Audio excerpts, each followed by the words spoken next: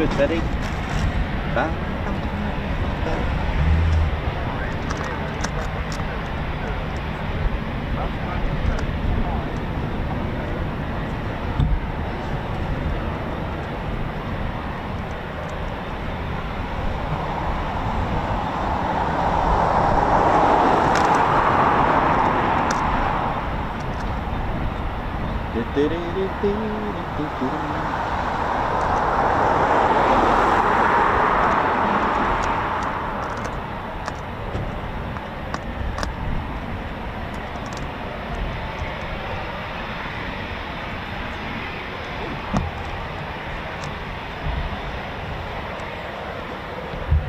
Alright, how are we doing, ladies, gents and teddy bears? Welcome to Ted's home, RAF Coningsby, and we start things off immediately.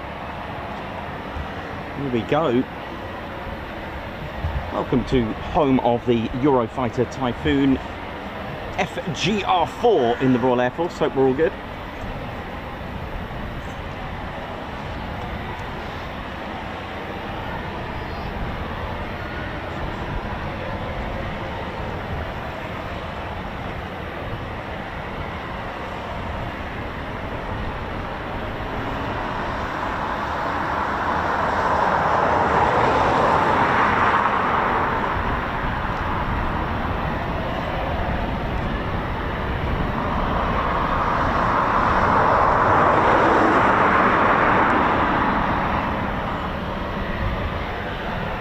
Welcome to RAF Coningsby, ladies, gents and teddy bears in Lincolnshire, England's second largest county.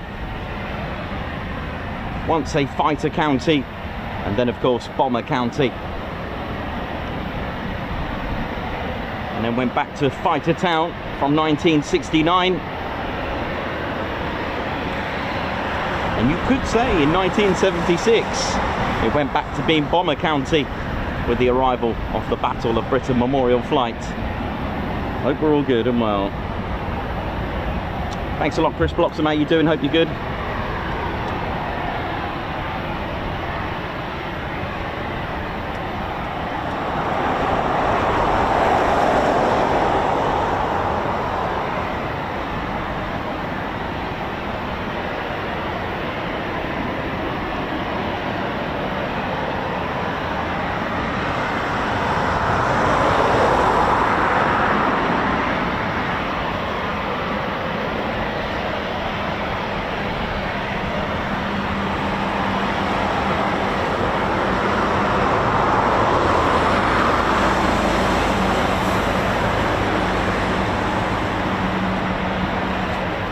And this is our squadron leader, Ted Coningsby. My name is Nikos.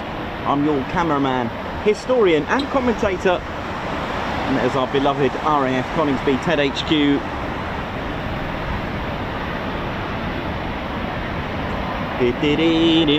And of course, this is Ted's home.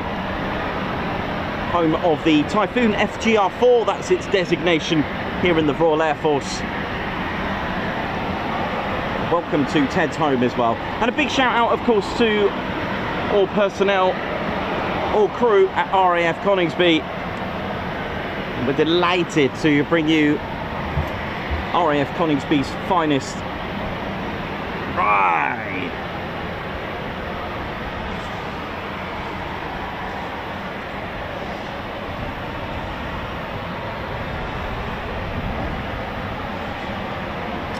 Now, be prepared for a 1 o'clock-ish finish today. Just thought I'd let you know, because there is emotional weather coming later. I know, on this finest of days, believe it or not, and I don't know what's going to happen tomorrow and Thursday. Friday looks good, so it could be, we could be having just 2 streams this week, but we'll see. We'll do our best. I may do like a little mini stream.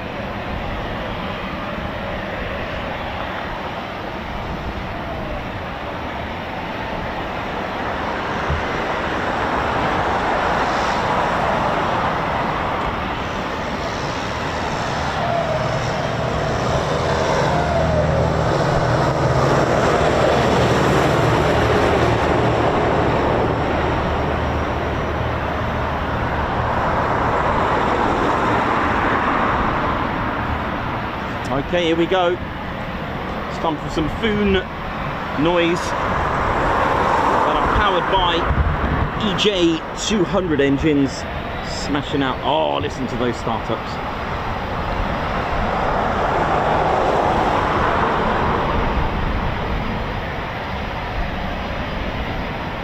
Oh yeah, here we go. Well, this sounds good, doesn't it? Look at this. Oh yeah, give us it.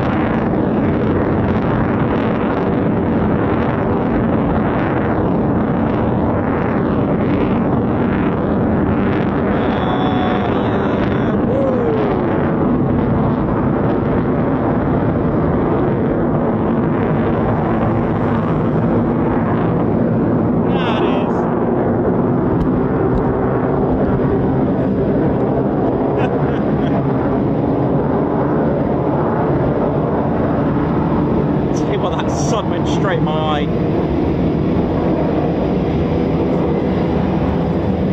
That's how you ride a Typhoon. Not many fighter jets can do that, and that's all down to the thrust to weight ratio.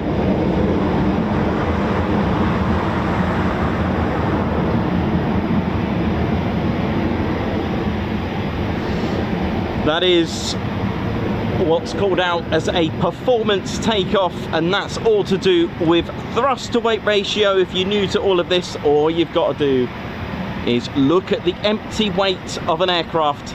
I know they can't fly without any fuel, but this is how you judge and calculate an accurate thrust to weight ratio. 24,000 pounds empty is the Typhoon. The Typhoon's engines produce 20,000 pounds of thrust each, so that's 40,000 pounds. Now, okay, you can't fly without any fuel in it, but whack 18,000 pounds of payload and your thrust to weight ratio is over 1:1. When it's fully loaded, fully fueled, the Typhoon is a 1:1, similar performance to the English Electric Lightning of the 1960s. Because of the airframe is lightweight. It's like a track day car where it's all weight reducted and all that kind of stuff. 85% of non-metal, that's carbon composite, a posh way of saying plastic. To give you its performance details and stats, we're looking at from brakes release to just 8 seconds. Now, depending on the pilot, it can reach speeds of about 185 miles per hour in just 8 seconds, where it will rotate, pulling up into a 50 to 60 degree and then into a straight vertical climb. And 22 seconds later, of course, with clearance, because you can't really do this very well here in the UK. Actually, correction, I'll respell that. You can't go supersonic over land unless with good reason and clearance, of course. But it is capable of 22 seconds after it's rotated to go supersonic vertically. Now, and I stress that not many aircraft can accelerate vertically into a climb. This is a true raw power of the Typhoon linked with its EJ200 engines. It is phenomenal, or shall we say phenomenal.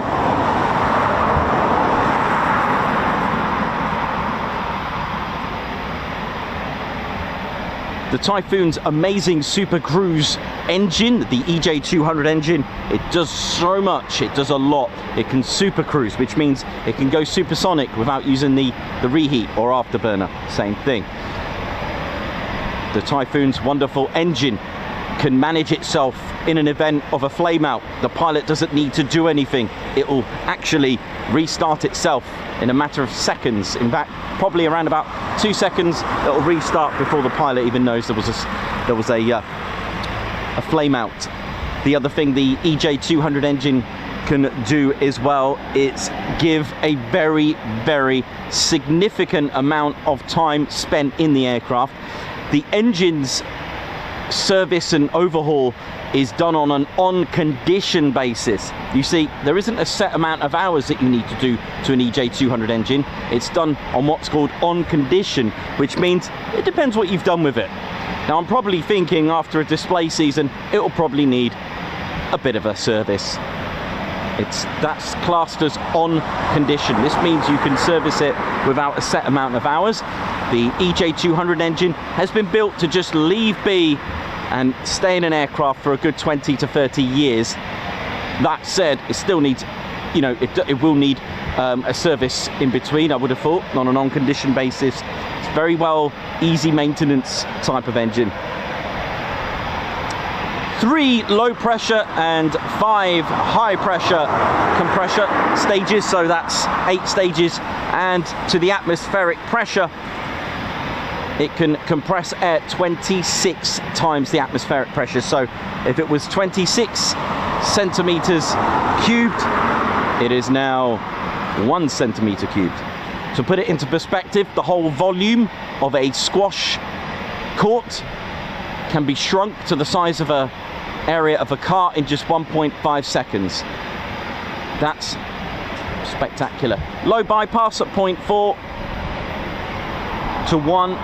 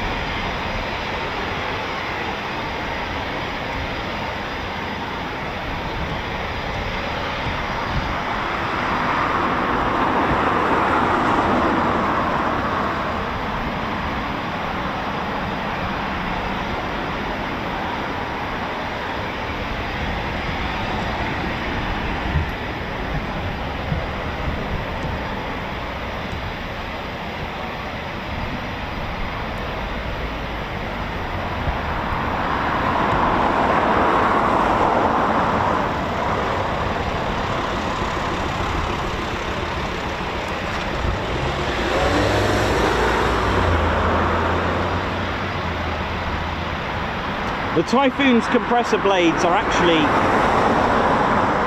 one complete unit with the disc and the blades, which are called, it's like a monolithic blade system, which are called blisks rather than disc and compressor blades. So it's one complete unit. Titanium mixture type of compound.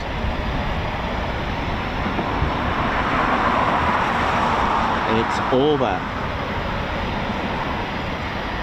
Another couple of more Typhoons.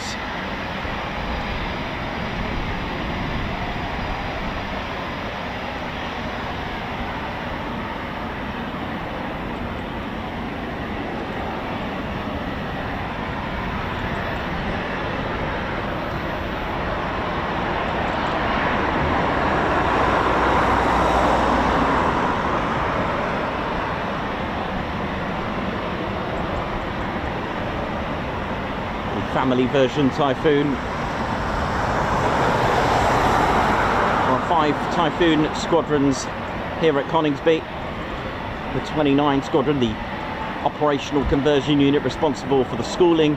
They do policing as well, lots of training, but they're responsible for converting the newly qualified pilots from RAF Valley. Last aircraft they would have flown was the Hawk T2 or the Hawk Mark 167 from RAF Leeming's 11 Squadron. If it's the Typhoon that their career path is leading to, they will come here and train and qualify to become a frontline Typhoon pilot. Number 12 Squadron are the joint Qatari Emirati Air Force and Royal Air Force Squadron.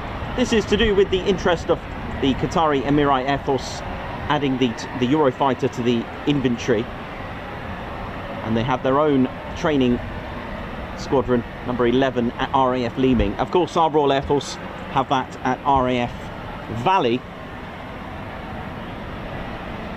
So that's 29 and that's 12. We've also got 41 Squadron, the Test and Evaluation Squadron.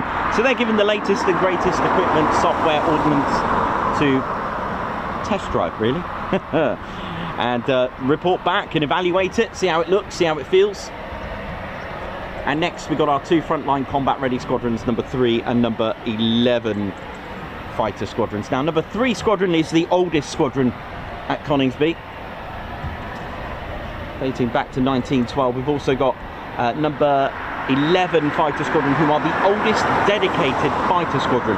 They've retained the fighter role since 1915 when they began at Metheringham.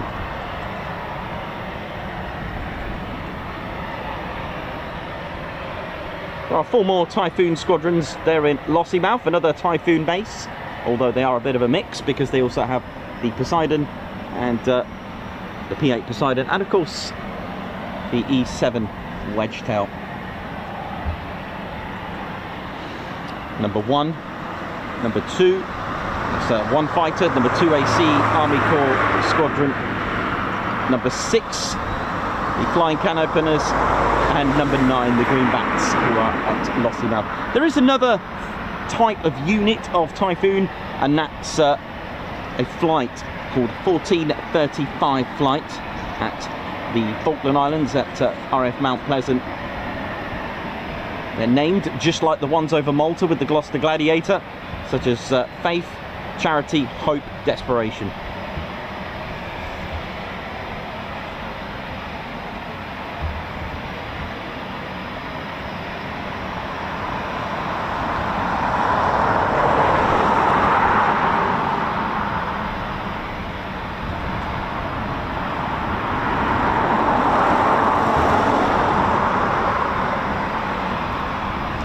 And of course, pilots will be doing their checks before taxiing and start up, so why not do yours by giving the like button a thumbs up, give us a touch and go, you've been cleared on the like button, and of course low approach the subscribe in case you haven't done so, and marry that up with a pairs departure with the notification bell button, where you'll be notified of our latest and greatest live streams and videos.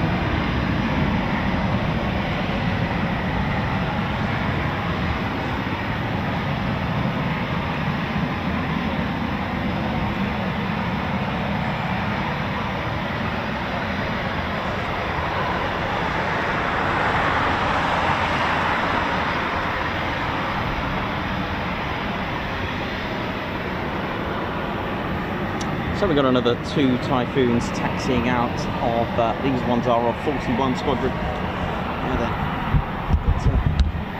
Another Foon.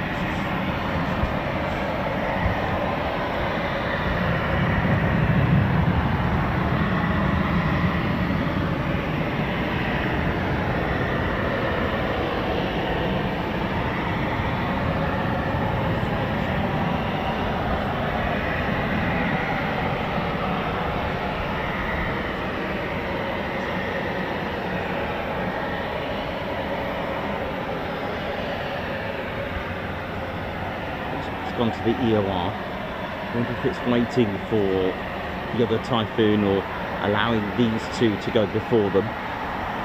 EOR is a bit like, sorry, that's the ORP, sorry. Getting confused with Lancasters. So that's the ORP, that's Operational Readiness Platform, a bit like the EOR at Lancasters, where aircraft can safely hold, just park up safely. They can be there for various reasons. I mean, this aircraft could be, like I said, could be giving the next flight the chance to take off in front of them, or it could be waiting for another Foon, or it could be troubleshooting. Could be various reasons.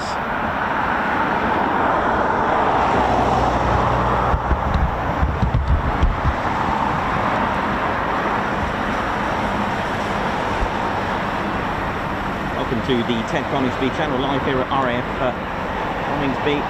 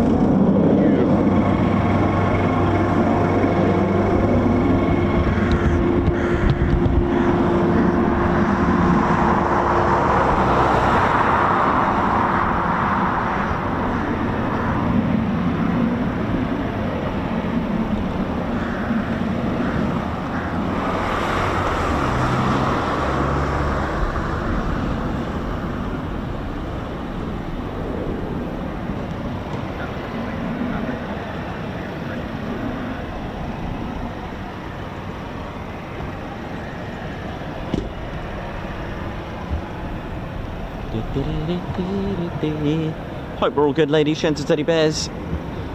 Oh yeah. So we're looking at the main ASP here, aircraft servicing platform. Pilots just call it the main, whether they're taxiing to or throw. The main ASP.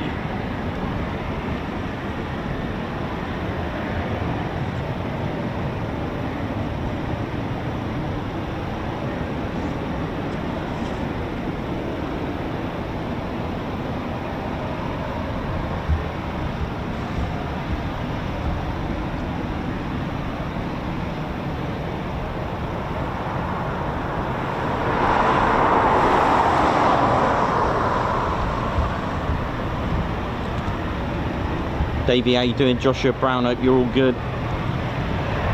Alex Raven, Alan Burden, how you doing? Captain A, hope we're all good. All the regulars, Davey, Captain A, Wibbs, not Captain Weber, Mark Moody, Edgy Auto Art, and tell you what, this Typhoon's becoming a bit of a hawk. You can see this one taxiing out. Here we go.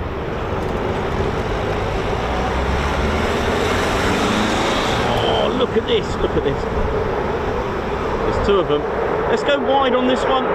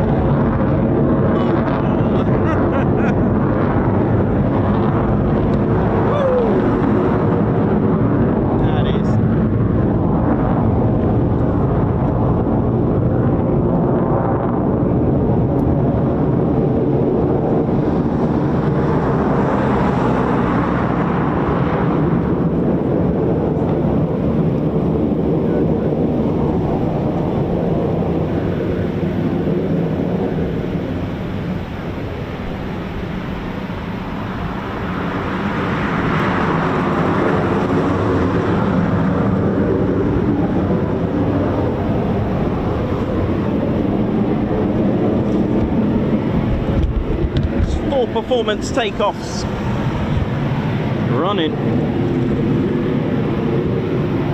I thought I'd go wide on the first one just so you can see the climb rate. It is amazing that they're accelerating. Oh, Whislt is going back. This could be taxiing back, fortunately. So get a bit of troubleshooting on this one.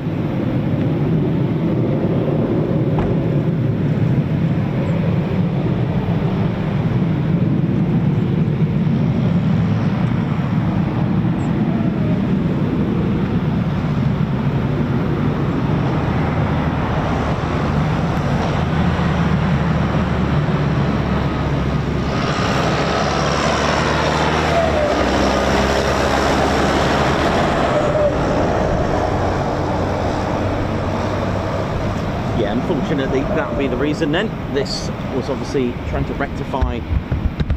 Troubleshooting should always be... I'll start again. Troubleshooting should always be done on the ground. Any pilot will tell you that. It's a lot easier to do and a lot safer to do it rather than becoming airborne and try to troubleshoot the situation. Could even make it worse. So, fair play. If it ain't right, send it back. That's how you do it. 4 planes in the downwards position.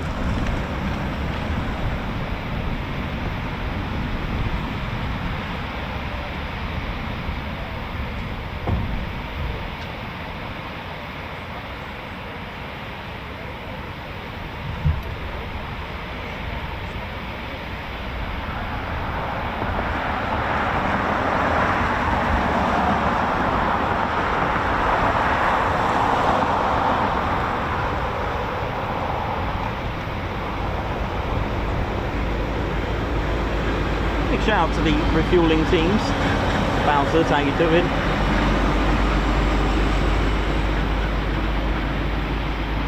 All the Hedgehog crew as well, how you all doing?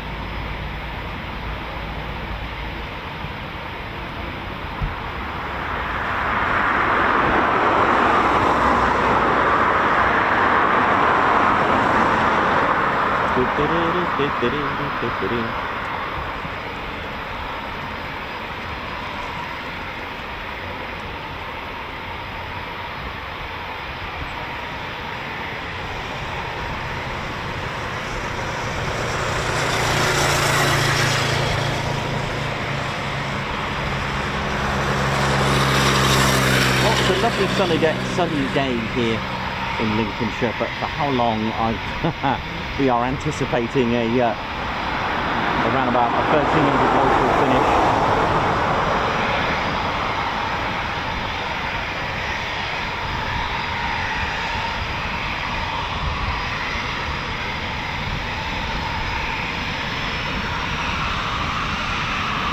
Nicknamed the Buzzards. Not often we associate nicknames with the Royal Air Force Squadrons, but the Buzzards are the nickname for the 29 Squadron. We've also got the Cockatrice of number 3 Fighter Squadron. Flying can openers or flying tin openers of number 6. There are a few knocking around. If you know any, let us know in the comments. I'm trying to think if I know any others.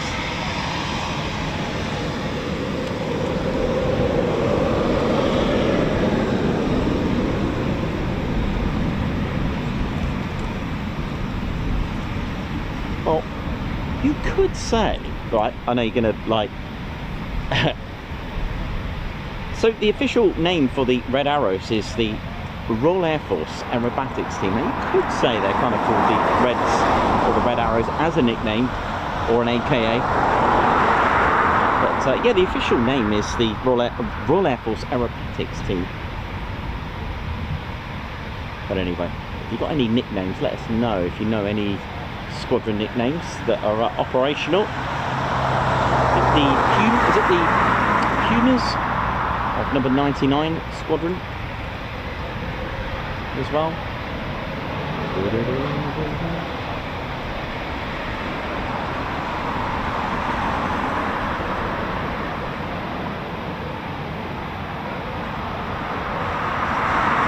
I mean, it's such a satisfying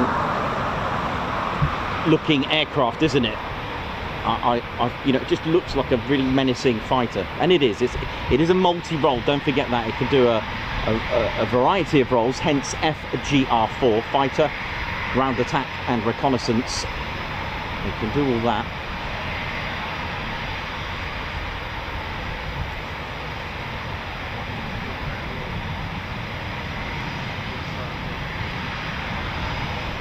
Another Typhoon just taxiing out now, I think.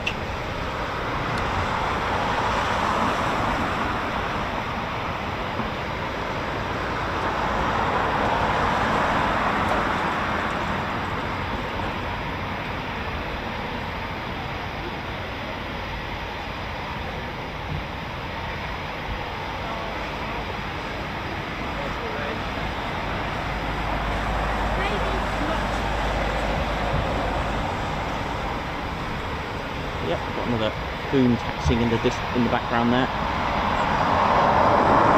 Welcome to the Ted Coningsby channel. Thanks for joining us, ladies, gents and teddy bears. Welcome, welcome, welcome. Hope you're all good and well.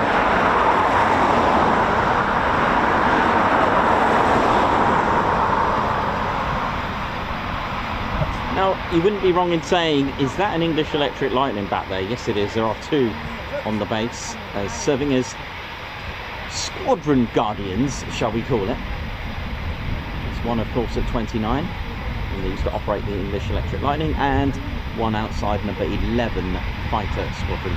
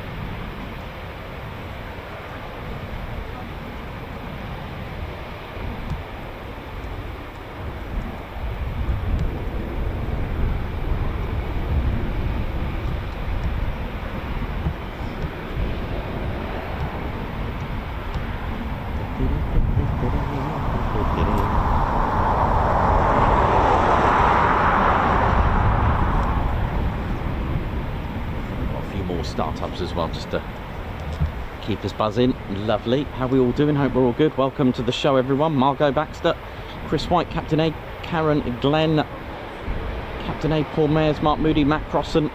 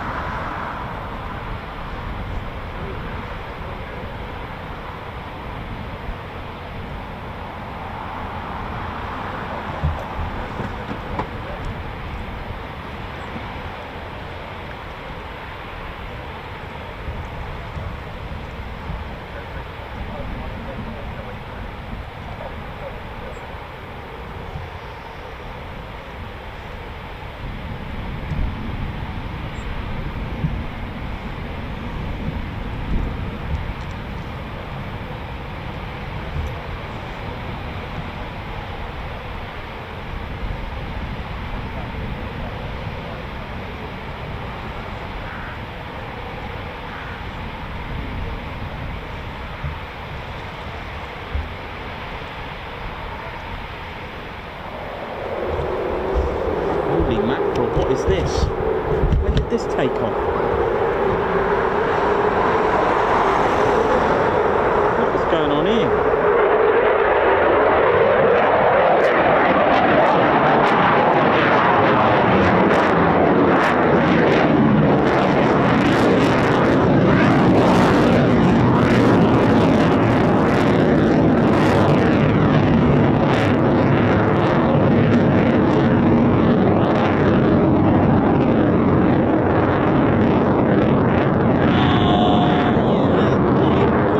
See that taxi?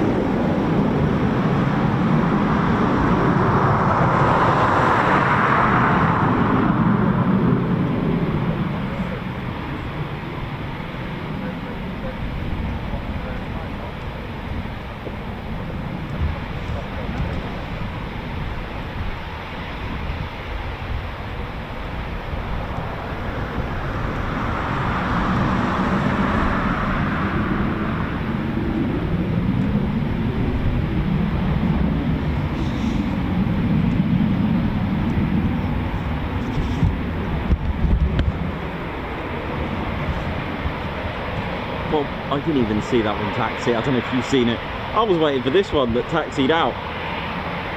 Amazing. And that was loud. You just think they're at the other end of the runway, and it made that gorgeous sound.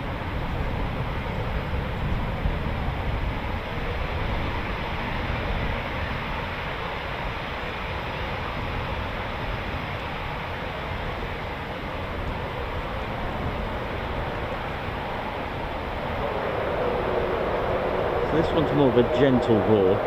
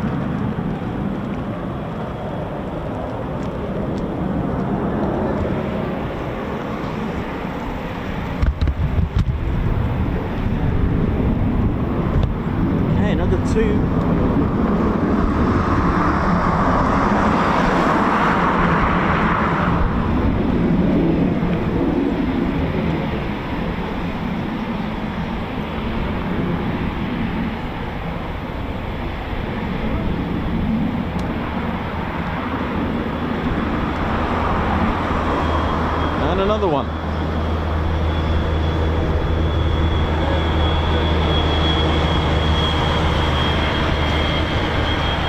Another three.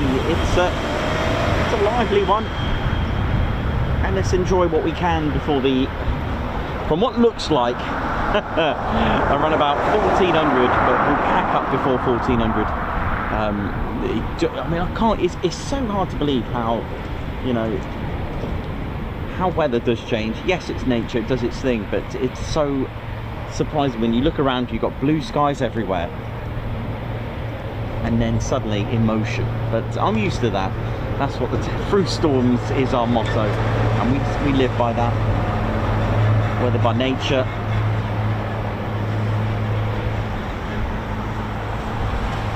whether by challenges in life.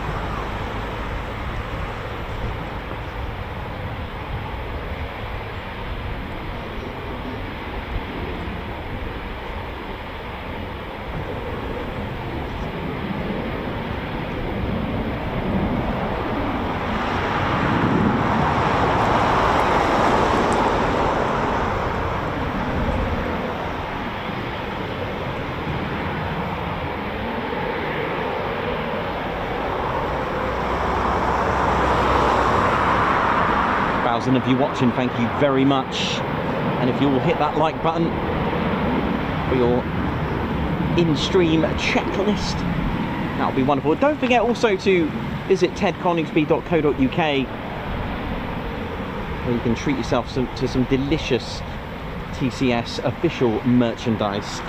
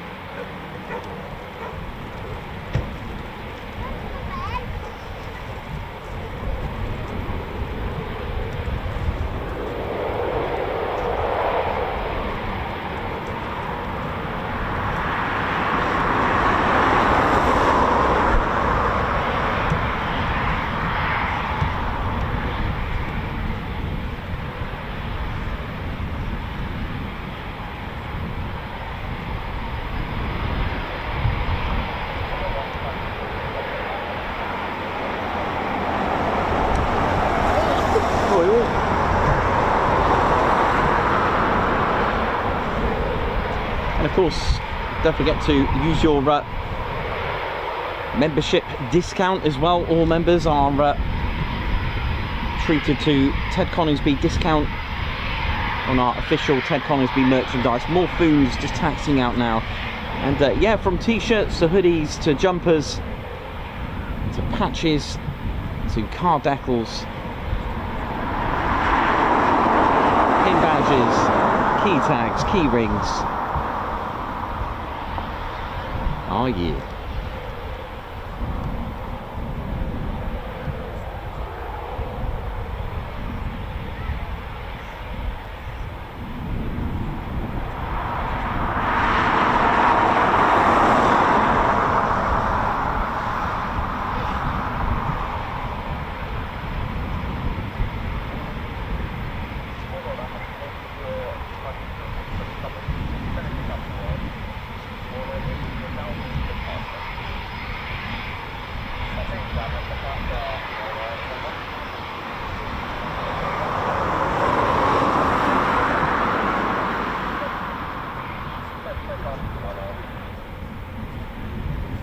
Okay, here we go, more Foons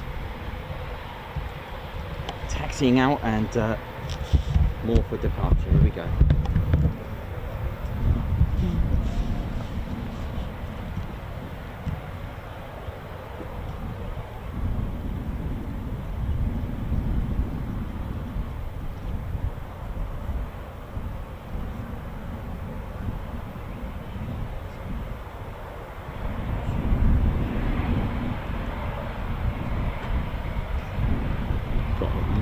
Two in this flight. Not sure if it's 3 or the 2.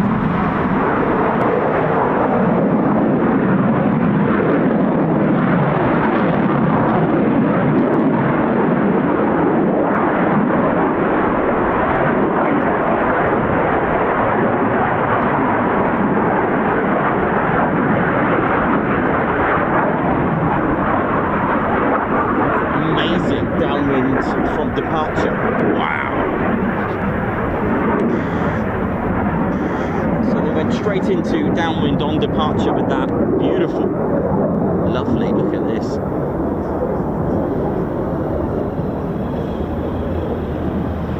So this area is downwind. Well, that was a big splash there. Spluffage as well.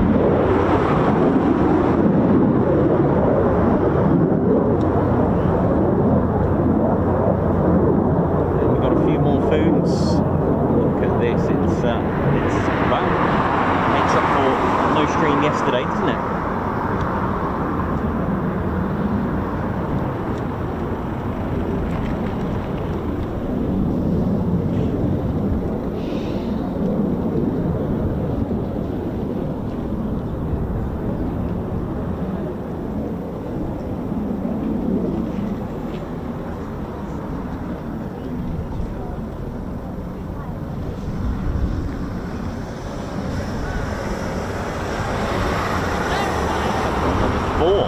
More floor.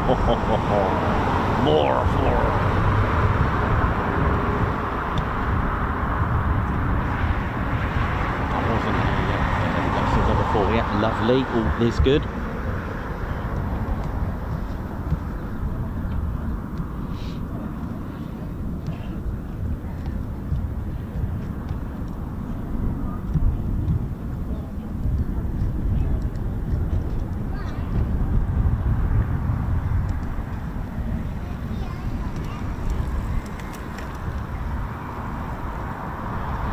You're tuned into the Ted Coningsby channel, the right channel for military aviation, streaming around the country.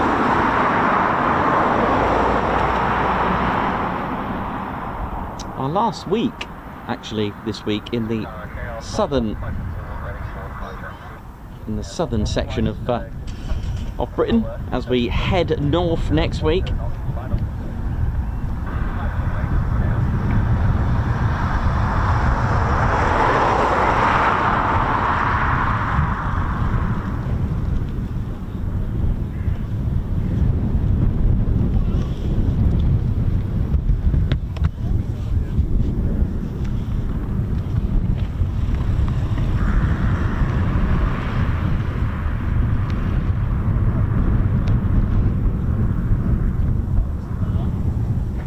Here we go, more departures for you. So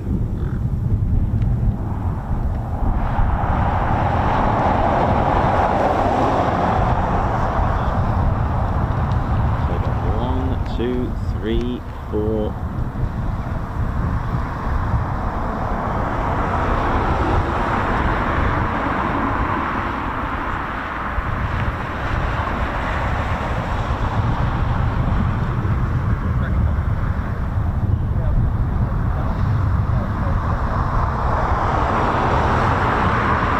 Another downwind on the path. Let's have a look. Here we go.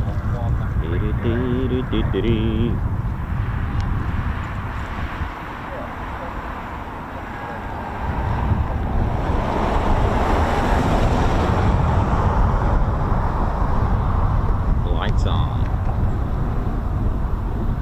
Landing lights to scare some birds on the way. Here we go.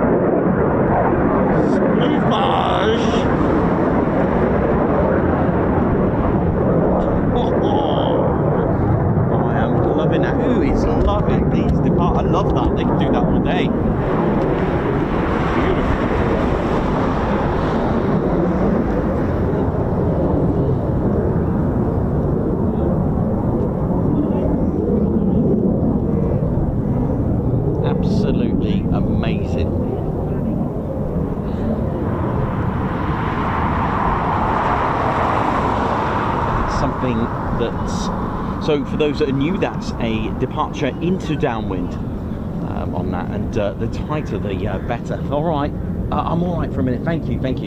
Actually, go on. Why not? I'll take one. I'll take T2. T with 2. That'd be great. Why not? Yes, please. Shouldn't say no to tea, really, should I? When do you ever know me to say no to tea? How we doing, ladies, gents, and teddy bears? Absolutely. I mean, we've been completely treated, and it's been absolutely phenomenal. And we'll give you a little tour of the food as well, in pure tradition. And my name's Nikos. I'm your cameraman, historian, commentator. How we doing? Hope we're all good. Hope we're well. And it's good to be back. Yesterday we were off, and today we're back, and we're going to do a little bit of weather dodging, if that is a thing. But hope you're all good. Welcome to the show. I'll give you all the tour of what I can tell you of the Typhoon for those that are new, and its capabilities and what it can do. It is our awesome fighter, multi-role fighter jet here in the UK, and it's also based at Lossiemouth and at the Falkland Islands with 1435 flight as well, as their station and home base. So absolutely marvelous. It is an amazing machine, it really is, and what it can do and its capabilities. You've seen today performance takeoffs, which are absolutely incredible to see and witness. I'll just try and move it so it's not too sharp for you in the light, but a magnificent aircraft. And what I'll do, I'll give you, this is in, today we've got 41 squadron markings. Now, during the Second World War, they would have had Echo Bravo on their wonderful Spitfires as well.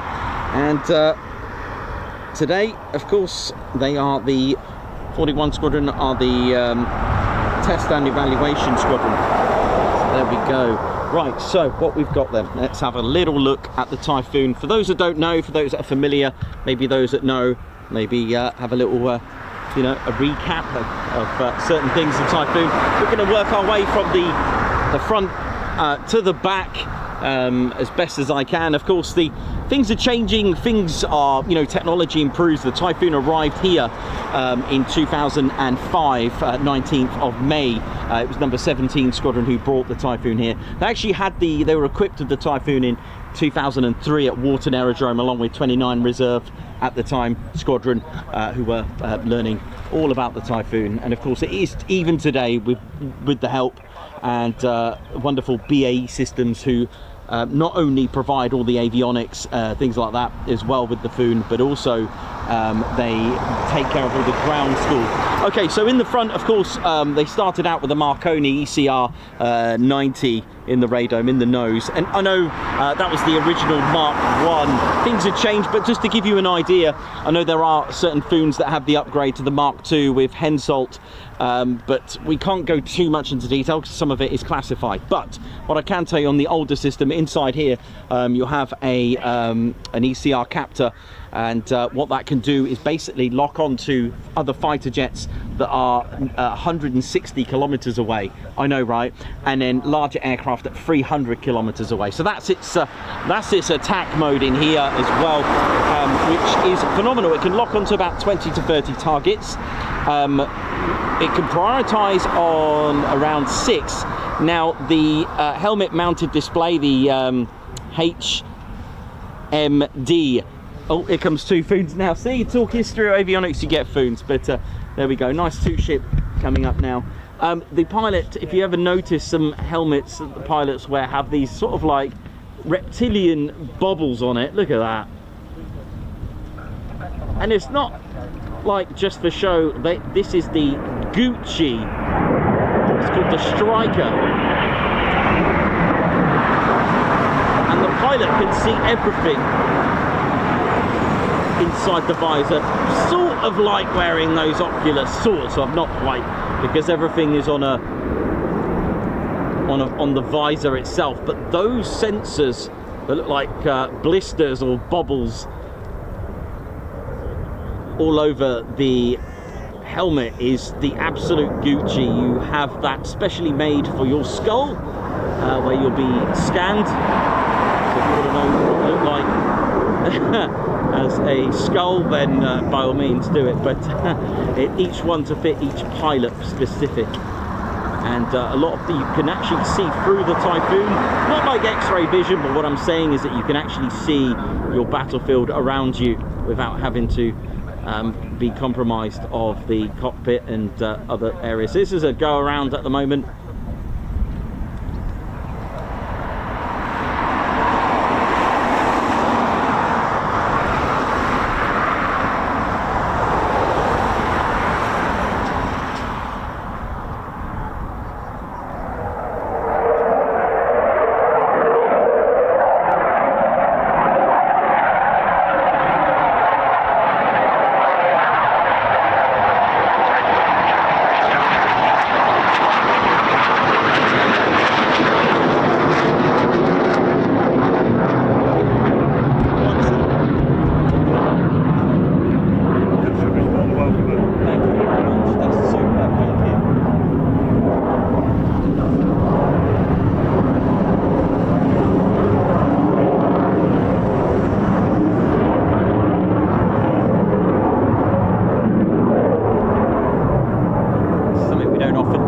The helmet and the amazing G-suit that completes the extra equipment that we don't often talk about too much, because I don't have any with me to show you. You never know, one day I'll get a mock-up and I can show you all about it. Maybe I'll get a little model of it or something to show you. I've been privileged to wear that special G-suit that they wear. It is phenomenal. The F-22 pilots are a little bit envy of it. They are a little bit excited about it. It is a very good G-suit. The horseshoe style, which inflates to allow and relieve the pilot from some G-forces up to 9G.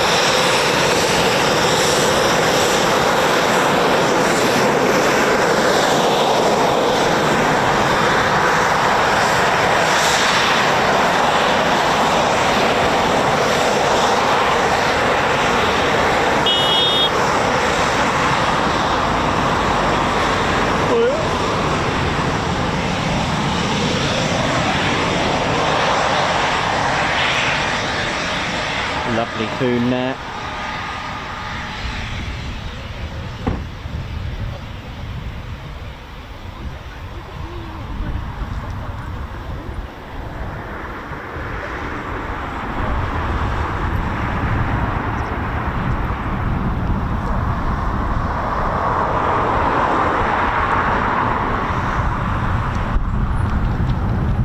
Go. So just a quick one again, little recap.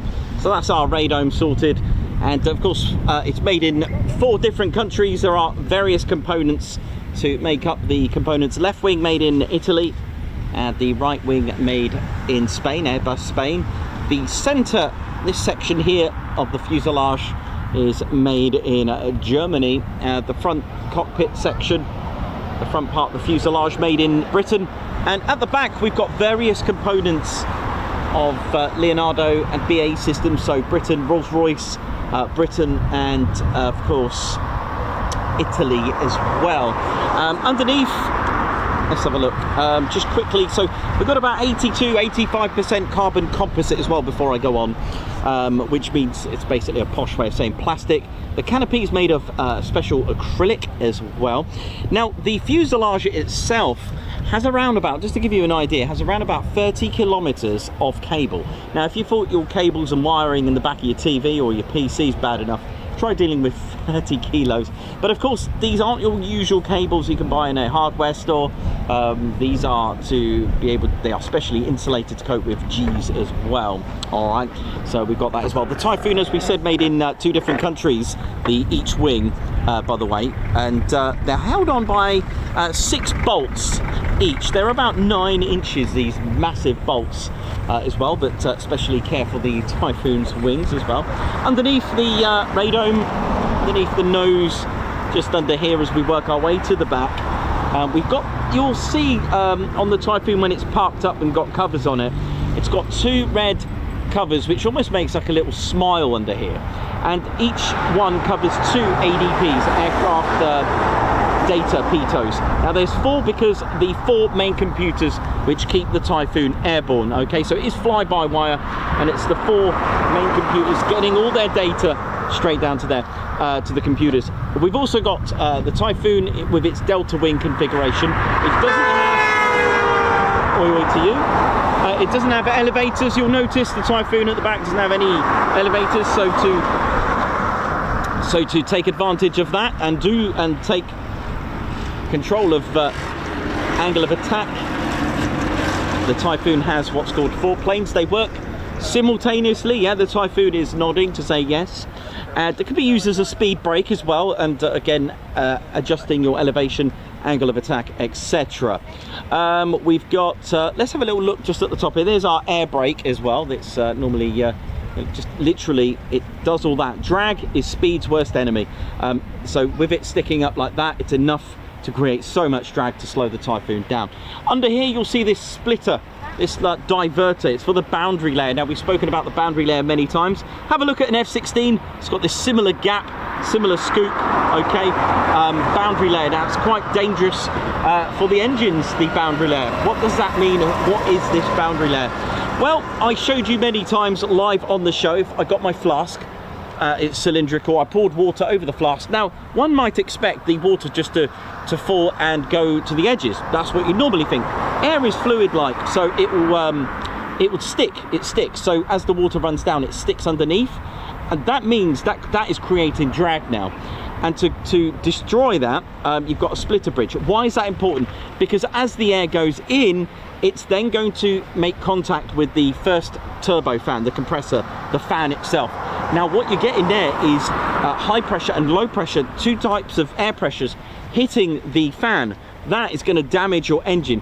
Also, the splitter bridge is drilled. It's got all these holes. I had a look at an F-22. It's got the same thing. It tries to absorb any last remaining boundary layer, so it gets rid of that. Okay, so that's what that's for. Have a look at the F-16 as well. Even the F-35 has it, but it's got a different design, which I'll speak about when we're at Lakenheath. The intakes, okay, so the Typhoon, here comes our Typhoon now. The Typhoon isn't a 5th gen stealth, but it does have stealth attributes, one of them being the 85% carbon composite. And the intakes have a little bit of stealthiness to it.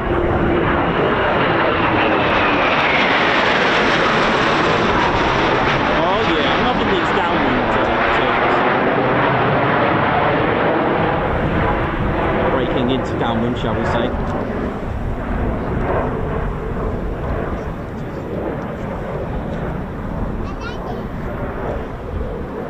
It's a nice break from initial. Brake formation. For those that are new to aviation, that love a bit of grammar, when you brake to land, it's spelt B-R-E-A-K. Using your brakes on a Typhoon isn't really going to do a lot in the air, is it? And that's, again, brake-in formation, a type of brake, B-R-E-A-K. So when you're running braking, when you're on the ground, that's different. You're going to use your actual landing brakes, B-R-A-K-E. Yes, there is an air brake, but that's also spelled B-R-A-K-E.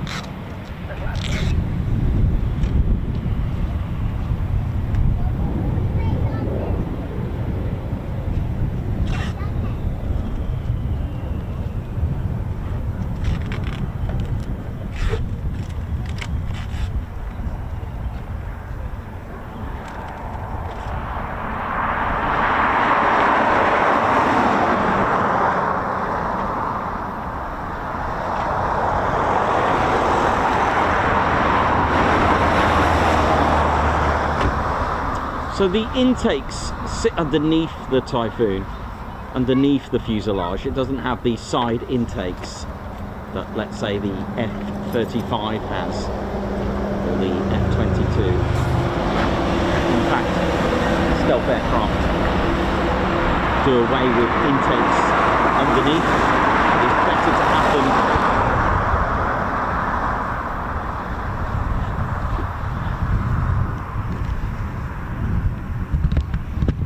the Typhoon has a intake system called an S-duct system. What does that mean? Well, I'll show you in just a moment. I can probably show you on the Typhoon in real. So the engines sit quite high up. So if you were to look straight into the intakes, you won't be able to see the compressor blades. The first parts of the engine that they sit quite high up, and that's called an S-duct. It's shaped like a letter S. That hides the heat profile of the engines. So radar.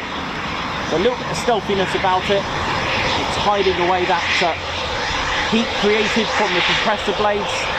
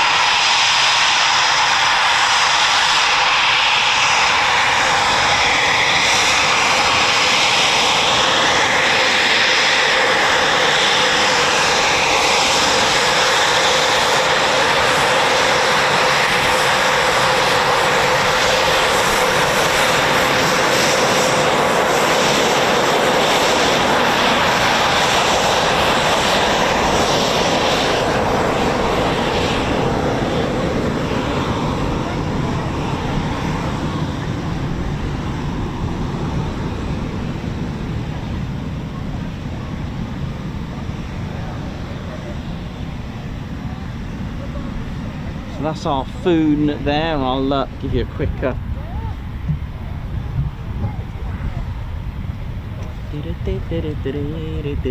so where were we? Intakes. Yes, so the engine sits up here.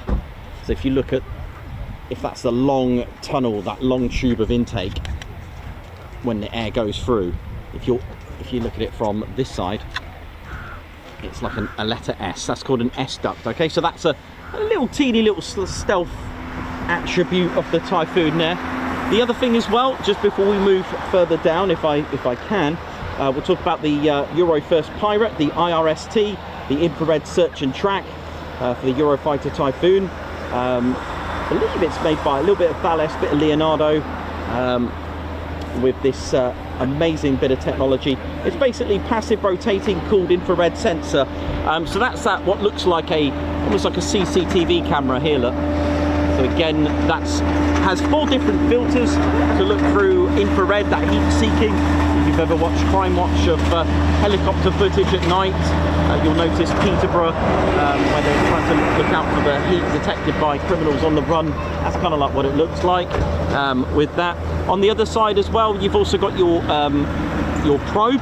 This is the envelope for the refueling, the air-to-air, so that sticks out, and that's cleverly tucked away there. Okay, so nice startup. This again, a nice common question that I get asked: what's this bit of smudgy, smoky soot here? It is in fact soot, but the actual compartment here is the for the APU. It's the auxiliary power unit. It can actually start up a Typhoon that's plugged in from a push of a button, ready, that's on standby to go. So you can actually do that. That's sort of like the burnt fuel that creating the soot there. Okay, okay, so we'll talk about engines in just a moment. Okay, so we got our EJ200 engines, 2 of them producing 20,000 pounds of thrust with reheat. Here, this tiny little bit here, this tiny section, that's your fuel vent. That's where, if you notice on the performance takeoff, there was this nice bit of streaky smoke. That's fuel evaporating, it's venting fuel. It can do that on negative Gs. and maneuvers that force the fuel out. It does that. It's meant to do that. It's a special way to stop any fuel from starving the engine. Of course, as the fuel's moving around and fuel expanding in heat, sometimes you'll get an airlock because the Typhoon's doing some negative G's where the fuel is pushed up and it's going to starve the engine. So to combat that, you just push it out. So you've always got a constant fuel pressure. Also, on startups, it's normal if you've got fully fueled absolutely to the brim of fuel. On startups, as it expands, the fuel just gets pushed out. Okay, this aerial here, this little bit of radar, this nib that sticks out here, that's the missile approach warning. Again, a defense for the Typhoon. Now, when we've all enjoyed the Typhoon's display this year, the engines are really put to the test. The Typhoon can only stay inverted with full reheat for 10 seconds. Any longer and you risk emptying out your fuel tanks. Because of the amount of heat created from the reheats to the engine, there is a cooling system called the RAN heat exchanger here. This is an intake, this little tiny little exhaust, so to speak, but I guess it's the opposite. It's actually an intake here. All right, just right there. Okay, can you see that little intake there? That's the RAM heat exchanger intake to cool down, and it works automatically when there's been so much reheat been used. Underneath the Typhoon, we've got a total of 13 hard points, 6 on each wing, but 1 dedicated for a drop tank on each wing, and of course a center hard point for your centered drop tank. So you can have a total of 3. On this pylon here, you've got a decoy pylon that connected via a lanyard or a bit of cable, shall we say, is a radar signature of a fake Typhoon to confuse radar. Okay, so to make the Typhoon look like it's somewhere else for a little bit. Okay, so you've got a little bit of that. You've also got flares here. I don't know if you can see those holes there. That's where your flares are. You've got a chaff dispenser system here. So chaff for radar locking ordnance, surface to air missiles, so, and then you can use your flares for heat seeking. Failing that, just aim for the sun, okay, to confuse the heat seeking as a last resort. Okay, so you've seen that in movies, they do actually do that, I've been told. That is a last resort that you can do. Over this side as well, there, this is like an instrument intake, like a heat exchanger intake for, it's like a cooling system, an intake for the instruments on that one. I think I've covered all the basics for you that I can think of. Again, I can show you all the diagrams for the Typhoon's engine, which of course we can't see. Maybe I'll just maybe I'll make a model of a Eurojet engine, like a cross section, but you know, you love my drawings, don't you? So I'll do that. What you'll notice on the Typhoon, a lot of Delta wings have this, especially with conformal fuel tanks. They added it basically sticks out, it bulges, it's curved. There's a reason for that. Drag, again, speed's worst enemy. If this was absolutely straight, they found on aero through wind tunnels it was creating so much drag pushing here, which wasn't very good. So just a quick fix, they bulged this out a little bit and it made a very good less draggy. And you'll see this in action when you start seeing here. You'll see these ribbons come out sometimes on a Typhoon. That's sort of like a visual way of looking at the amazing aerodynamics of the foonage. There we go. I think I've covered all my basics here. Enjoy.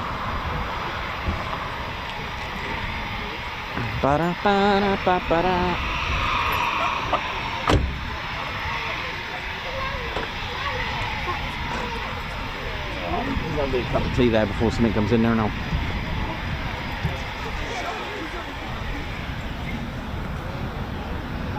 And also earlier you may have heard the Typhoon's new, a new bit of kit. You may have heard the Typhoon's actually had some new ordnance put on. You may have heard it's a special duct tape for people on the ground. Just kidding.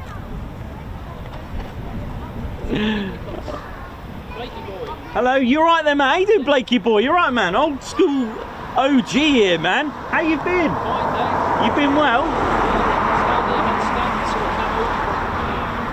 Oh wow, pleasure to see you, man. You been well? Yeah, fine. Where have you been touring now? Because the last time I spoke to you, did you go to Spain? Yeah, we just got to come back through Stanley, yeah. Oh, nice.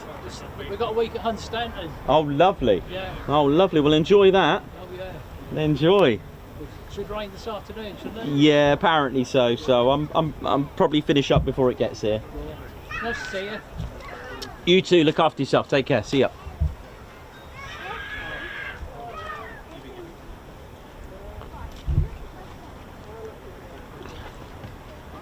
How we're doing, ladies, gents, steady bears. Hope we're all good.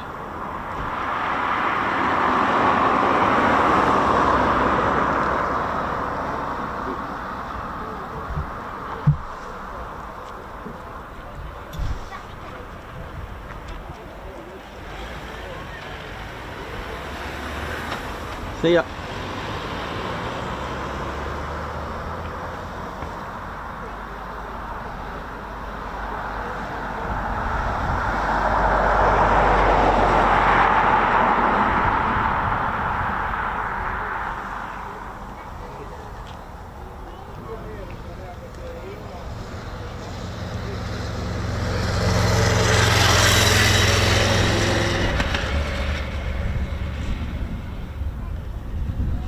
I hope you enjoyed that. If you've got any questions, let us know on the chat while I'm on there now, just having some tea. If you've got any questions about the Typhoon and its capabilities, if I'm able to answer it, I will.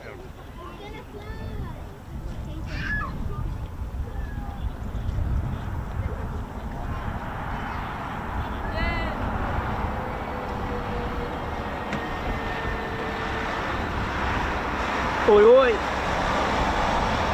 So it's been a very good day.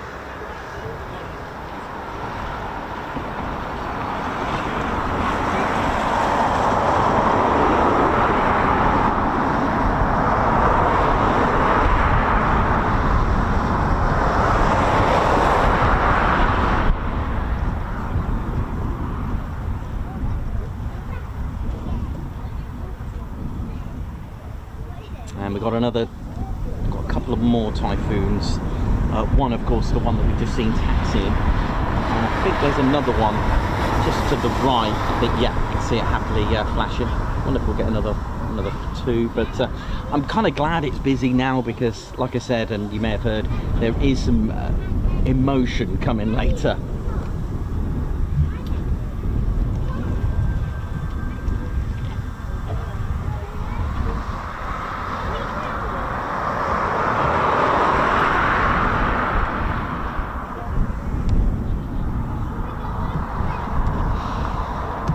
Let's have a quick look. There's a little... I'm sure I've seen...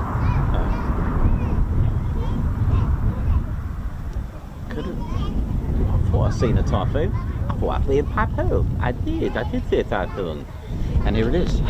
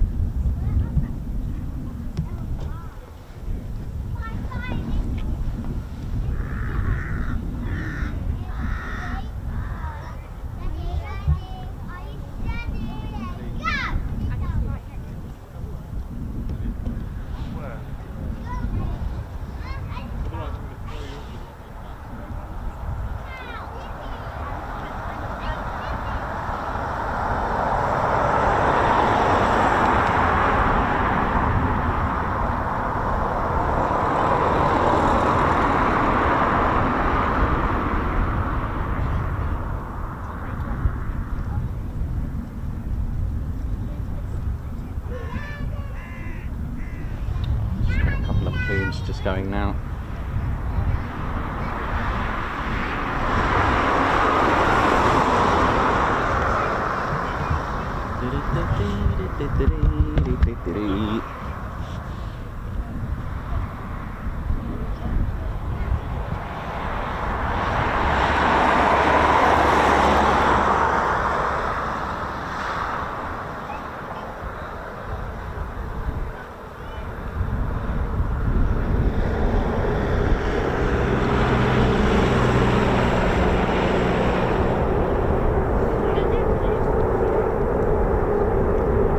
What a day this is. What a day.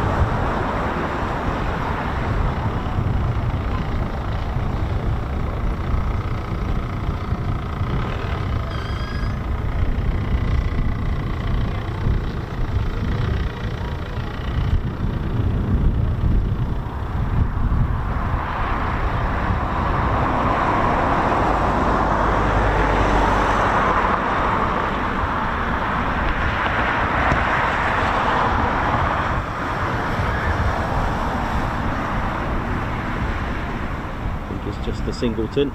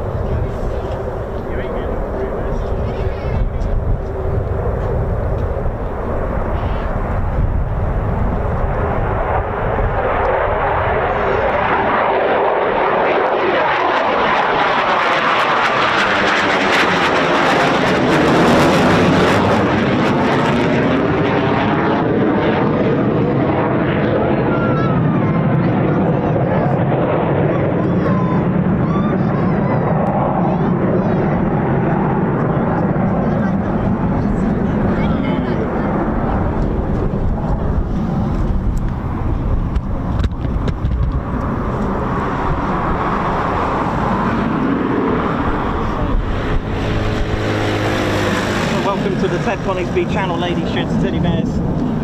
We are in the official car park. If you can't find parking, please do park it in the town. It's only 20 minutes away and it's only £2 for the whole day. And please don't park outside either due to restrictions. So once again, we do our housekeeping as well, okay, for our safety for everyone as well. So again, don't park outside, especially on the double yellows. And we do try to give you the good housekeeping for plane spotting as well. Please, if you are crossing the road, do be careful as well. I guess luckily it's been reduced to 40 miles an hour now. It used to be 60. If you remember live on the show, they reduced it.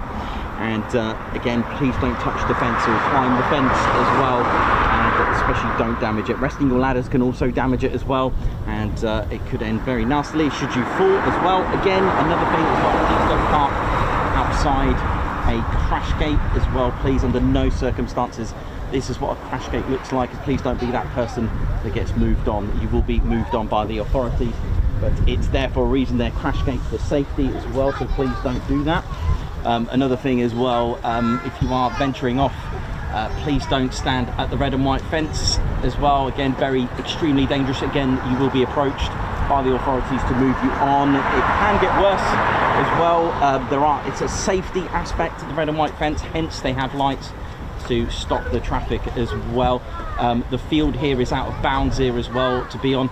Now, I mentioned about the red and white fence just really quickly. You've got the wooden fence there. You can stand there, that's no problem, but the red and white is an absolute no, okay? So red, white means a no, so please don't do that.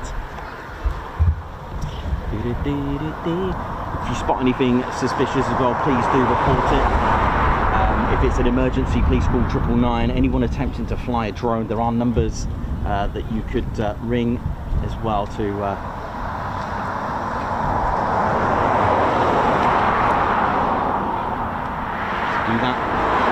Lots of a couple of questions there about the performance takeoff.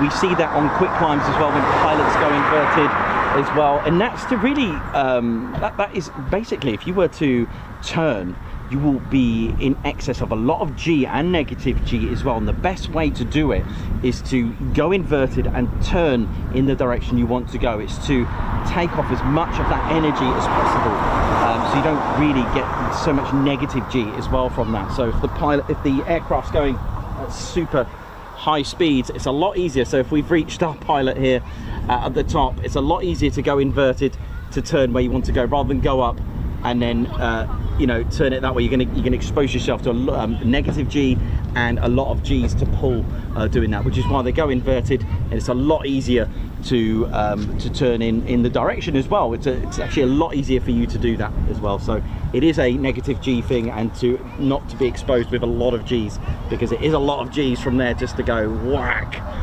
or turn like that. If you were to go up and then turn and level off like that, ouch, that'll be a lot of negative G on you, which is why they'll turn and go inverted, just to take away that negative G.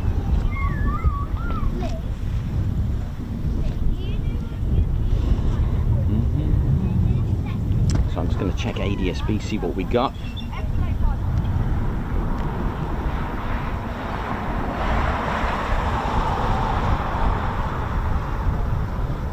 I hope you enjoyed the show so far. My name's Nick Ossum, your cameraman, historian and commentator. I hope you're all good. I hope you're all enjoying the show. I'll see what I can do about Wednesday and Thursday regarding the weather that we got there.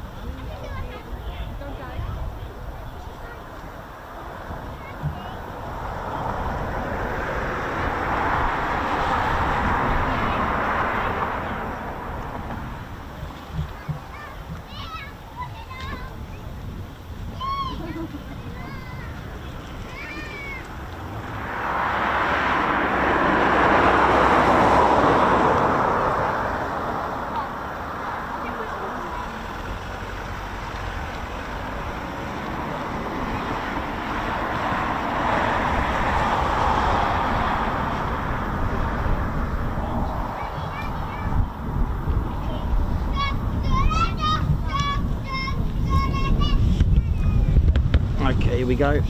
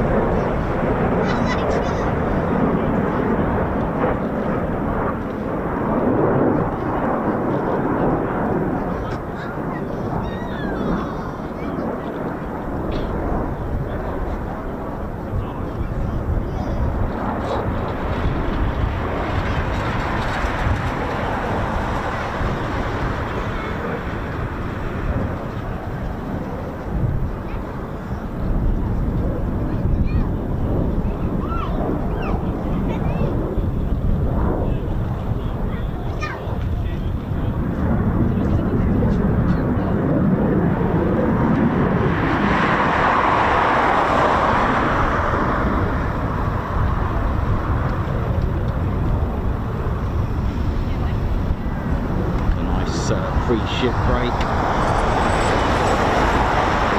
29 Squadron there doing their training.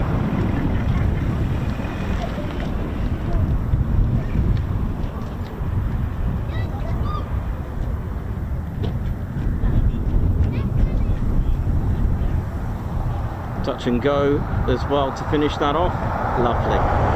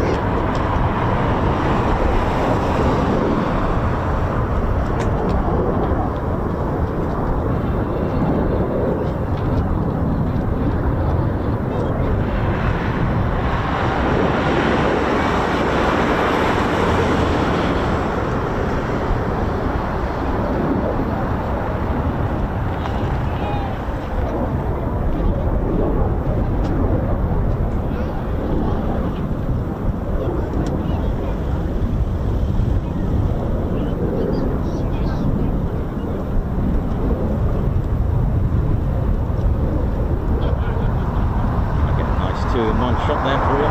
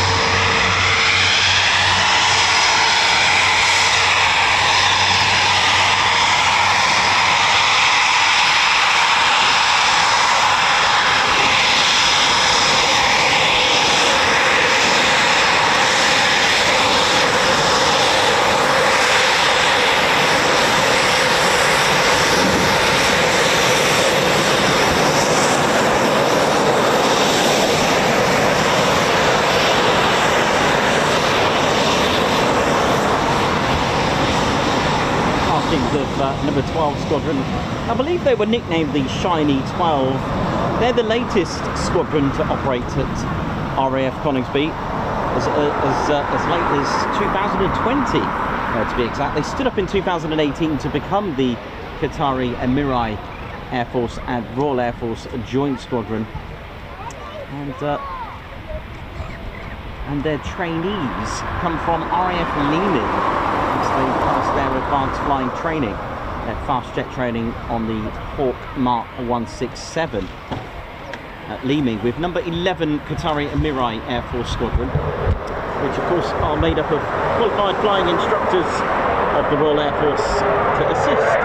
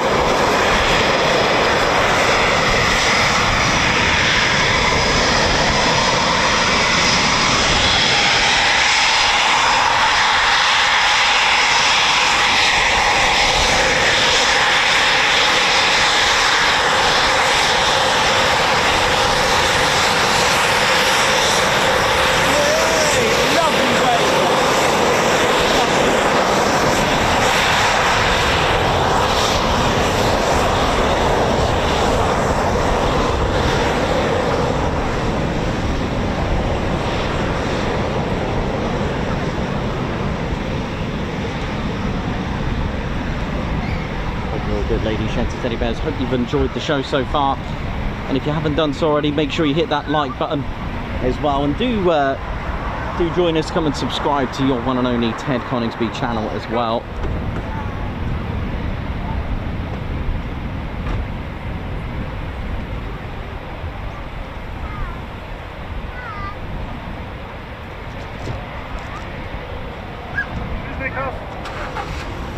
Yes, take care, thank you.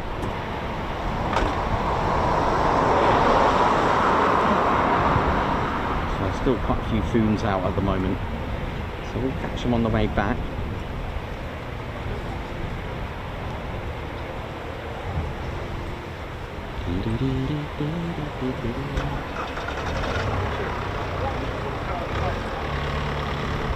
So you can see under the nose, or just where the radome ends, the nose, see the red, a little bit of a smile there. That's one of the covers for the ADPs that do 2 each. And to see what we mentioned earlier, that was this is the markings of 41 Squadrons Seek and Destroy, with a lot of history to their name, as you know. Plenty of history there at the base.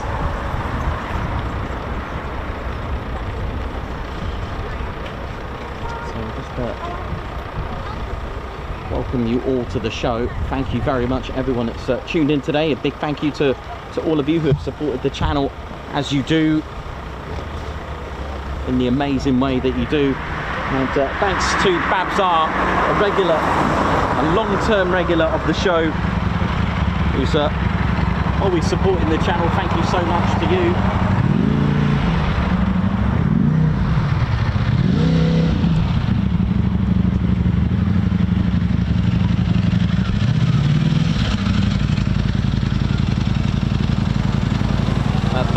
High five. Thank you very much, Babs. High five and a paw pump. Thank you very much for gifting 5 Ted Coningsby memberships early this morning. Thank you very much. A Guards March to you. And also to Mike Weaver. Thank you very much. Oi oi everyone. Keep up the great work, Nikos. Thank you very much for your 22 months membership as well. Fletch with 15 months membership. Oi oi oi. Thank you very much. Margot Baxter. Ted loves a lossy. Thank you very much. And we'll be heading to the north next week. Thank you for that. Marcus H, thank you very much for the super sticker as well. And we Stevie Boy, a Guards March to you, who's done a tribute there, F-16 Tiger there, my respect and love from a wee Scottish aviation fan. Thank you very much for that. Chris Bloxham, who's part of our Spanner flight as well, with 29 months membership as well. Huge thank you, Ted, Nicholas, Claire, Bear, Spanner flight, all members and subscribers who make this community amazing. Hit the like, absolutely. Colin Patterson as well, thank you very much for 21 months membership. And another month, incredible. So happy to be part of the incredible community. Bex with 34 months and also part of our fighter squadron as well. Wow. Oi oi Nikos, thank you for bringing us the best military aviation to enjoy every week. Wishing you safe travels for your upcoming adventures on the road up north. Ted on tour. Absolutely. Alex Raven as well with 11 months. Who's put RGA 11 months. This is an amazing community. Katie Coates grabbing her 6 months milestone. Yeah, well, thank you very much, and always proud to see our long-standing members. Thank you. Mark Stubbs with 14 months membership. Those performance takeoffs are awesome indeed. Debbie Solkin, thank you to everyone making this channel enjoyable to watch. Thank you, Nicholas, for the excellent streams. Margot, high five. Guards March, thank you for gifting the Ted Coningsby membership. Guards March. Matt Crossan, high five. Thank you for joining the Posh Officers Club. Hello. Chili Beef, thank you very much. Oi oi, good morning with 14 months. Zero Soul 76, just a little to help out with your trip up north next week. Keep up the good work. Oh, absolutely. That's it. Thank you very much for your super chat, Zero Soul 76. James Gross, welcome to the Ted Coningsby Squadron. High five and a Guards March. Thank you very much for joining us. And Elizabeth Cox as well, with 16 months. Wow, 16 months has flown by. Best Aviation Channel, thank you very much. Ali Leyland, thank you as well for your super chat. Thank you. Lundy Gruffalo, thank you very much for good news. Served with the Ted Coningsby Squadron for 31 months. Nice, thank you very much. Right, I'll be back in 1 second. I'm just going to check ADSB. Feeling we're going to have something arriving very shortly, and I don't want to miss it. Hang on, let me just pop that there. Ted's just going to grab a quick bite. So let me just check quickly. They've all just appear out of nowhere.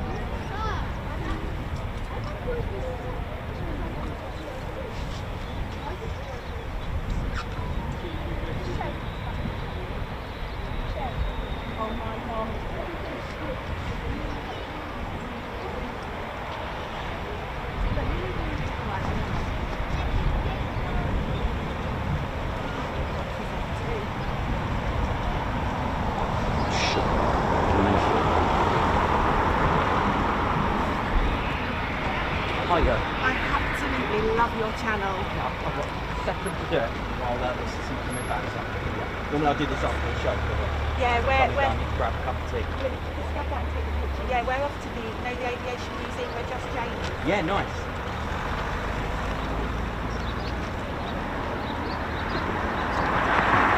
Thank you so much. Really lovely to meet you. You too. Enjoy your day at the Links Aviation, alright? Keep doing what you're doing. It's amazing. Will do. Just have a cup of tea while this. See you in a bit. Enjoy. You too. Bye bye.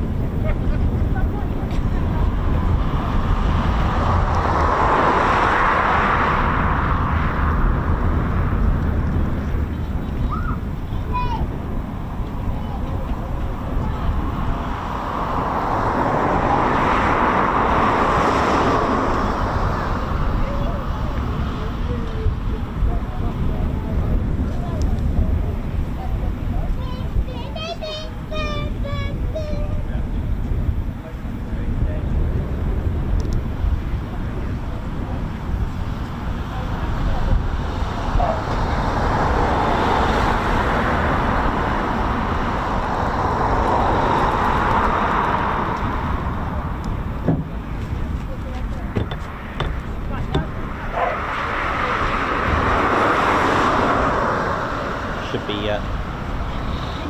having a... Hello, you're right.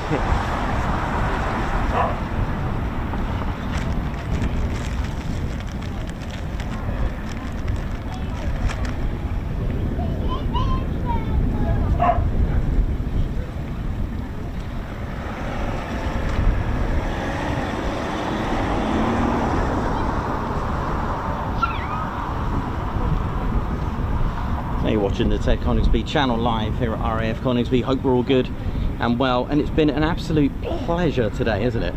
It's been absolutely brilliant. Hope you've all enjoyed it. Still got quite a few foons to come back, which will probably be our last of the show before the emotion turns up.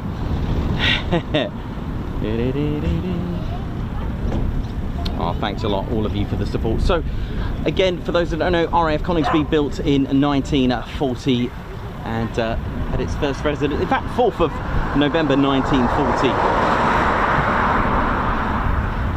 It's been a bomber county, but before that, of course, as we mentioned before in our history chats, that it's been a fighter station during, a fighter county. There wasn't a Royal Flying Corps base here during the times of the First World War, but in the vicinity there were so many Royal Flying Corps airfields to defend the second largest county in England against the Zeppelin raids during the First World War.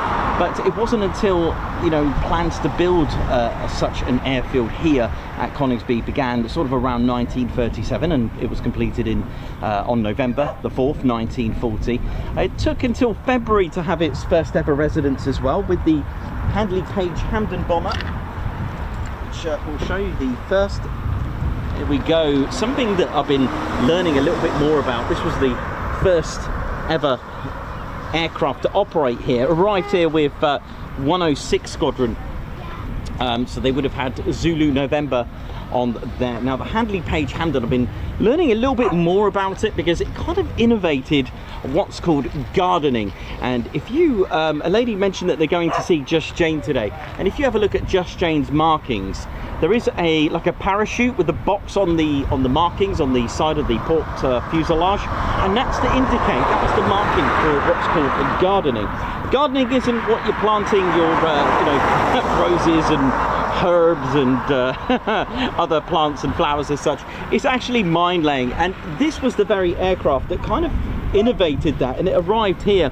There's a strong connection with Lossiemouth and Hampdens as well during the time, and especially Guy Gibson was really trying to push forward to modify this. It was almost deemed as a fighter bomber as well, because it was quite maneuverable, and the very earlier marks had the Bristol Pegasus engines rated at 1,000 horsepower. Now we got to remember what we had before, like the Harrows, the Hampdens, what we had before this, and biplane bombers that were really giving around about 500 to 600 horsepower at the time, such as the Hayford bomber as well, with its Rolls-Royce Kestrel engine, the Harrow and the Hampdens as well, same engine but uprated. And this was kind of like really pushing the sort of like, you know, the innovation of sort of monoplane bombers, and this set off fashion of the styles of the likes of the very happily successful Vickers Wellington bomber as well. We also had the not so successful, but you could say it was in some indirect way,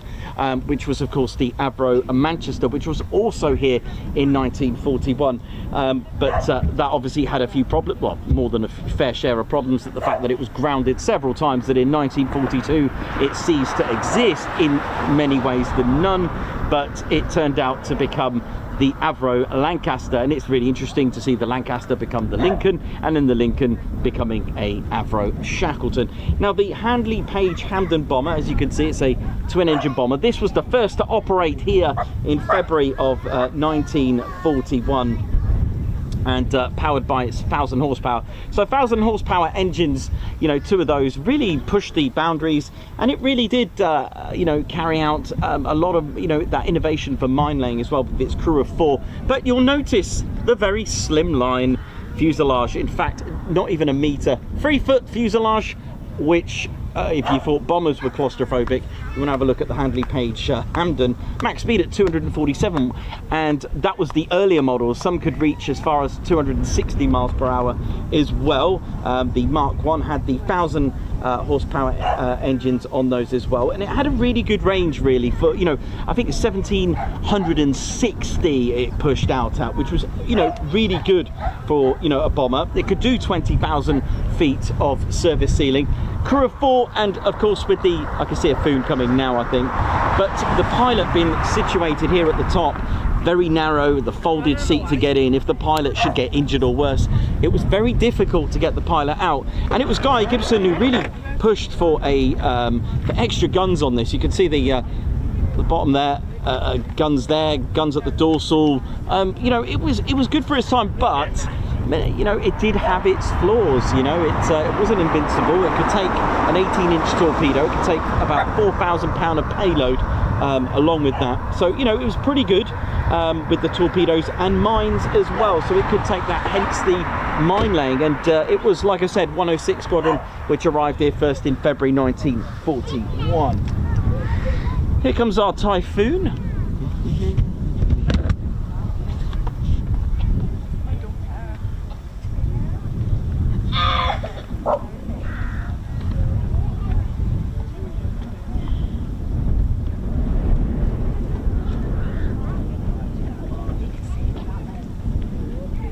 Feel the weather just slightly hinting that it is planning on changing later. Here we go, low approach.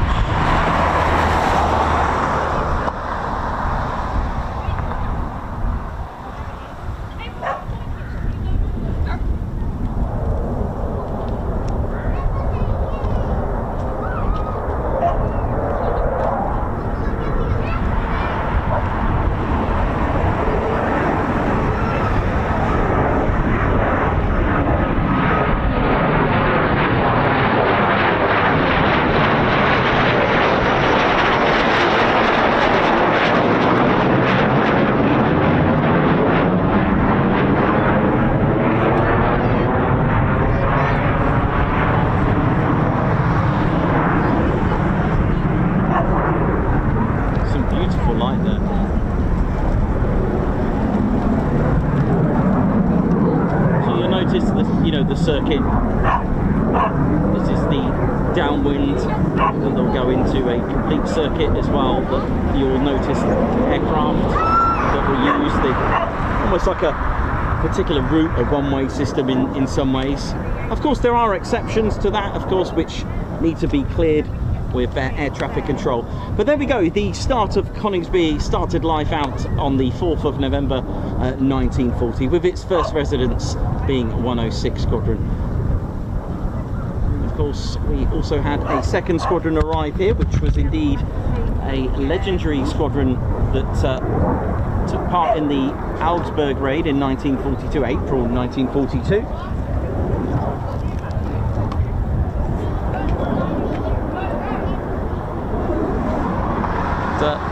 They arrived from Waddington, and it was number 97 Squadron who arrived with the Avro Manchester,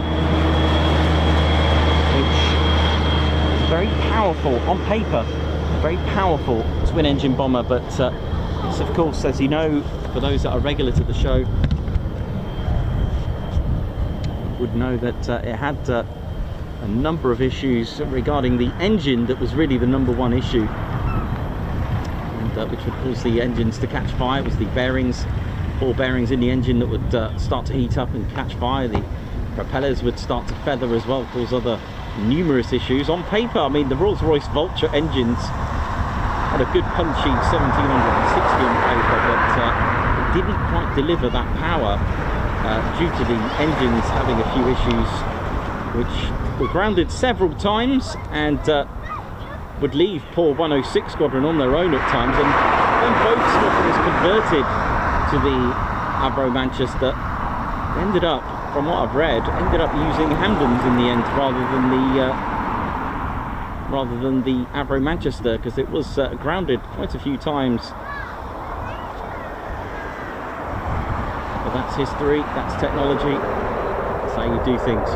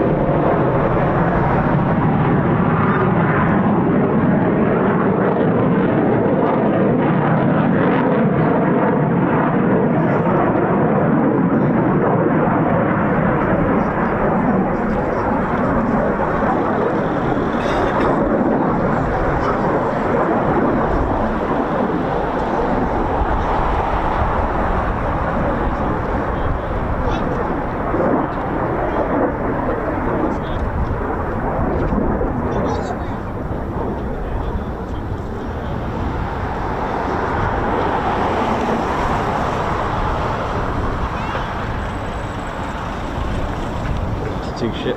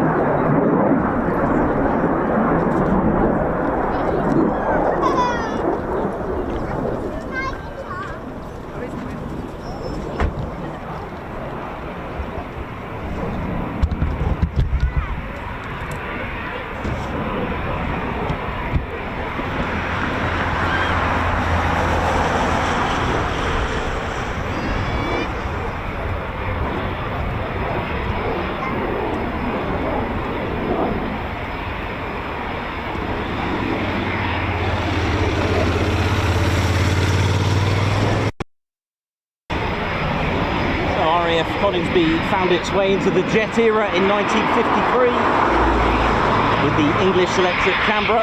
That's another one I've got to add to the list of aircraft to buy. It'd be nice to get it to show you the Canberra. I'll have to have a look at that.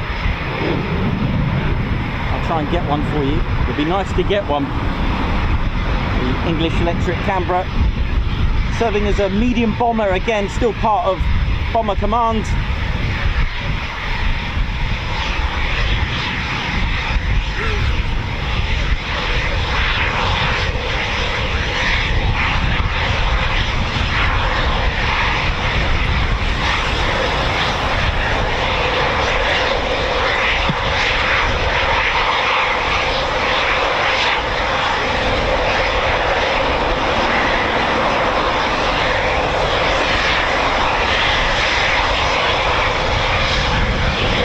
Approach coming up.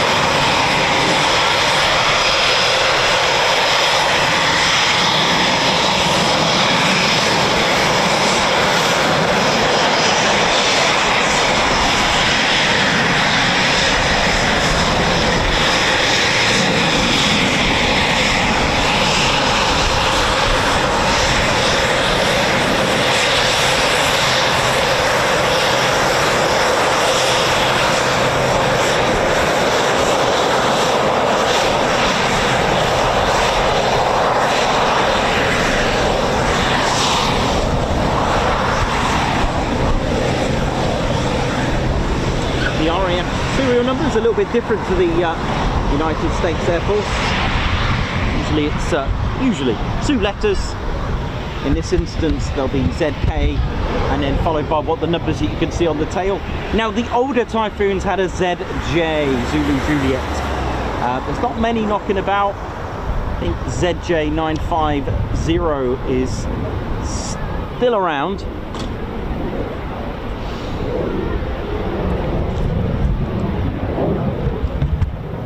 So ZJ9s were usually an indicator for the Tranche 1 airframes.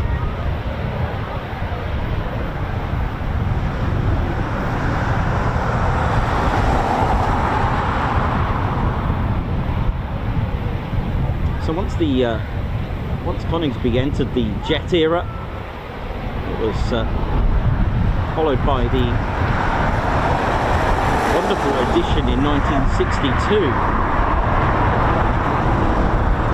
with the Avro Vulcan B2s that were beautifully here for just the 2 years until they moved to Cottesmore, and then eventually it was time for Coningsby to think about replacing, and the RAF replacing the Canberra. Coningsby was going to become the TSR2 station, which didn't go ahead, but the alternative happened. It was the F111K Aardvark, to a point of ordering 50. The F111K was the Royal Air Force's designation for the F111, but with 2 completed, the contract was cancelled, and in the end, in 1969, Coningsby entered the fighter town era with the FGR2 Phantom, the Spey engine Phantom, which took to the show.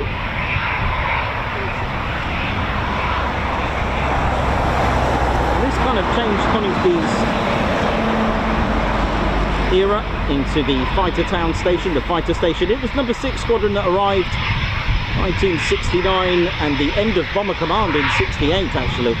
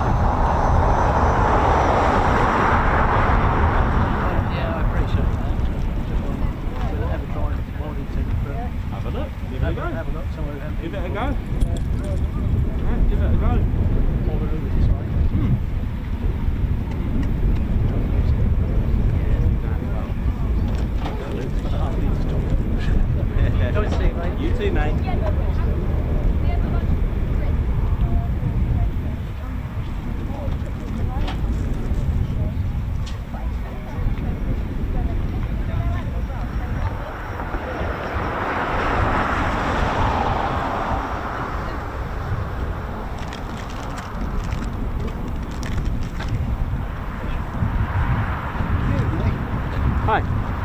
We're not finished. What's the time difference from landing and taking? No idea. No idea. Sorry.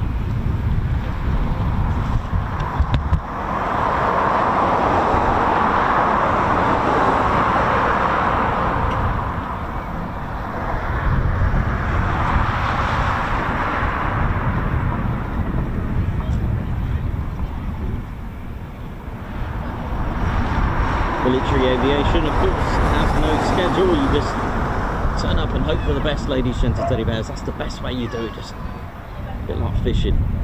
See what you're gonna get. And I can't believe we had 6 PTOs today, you know.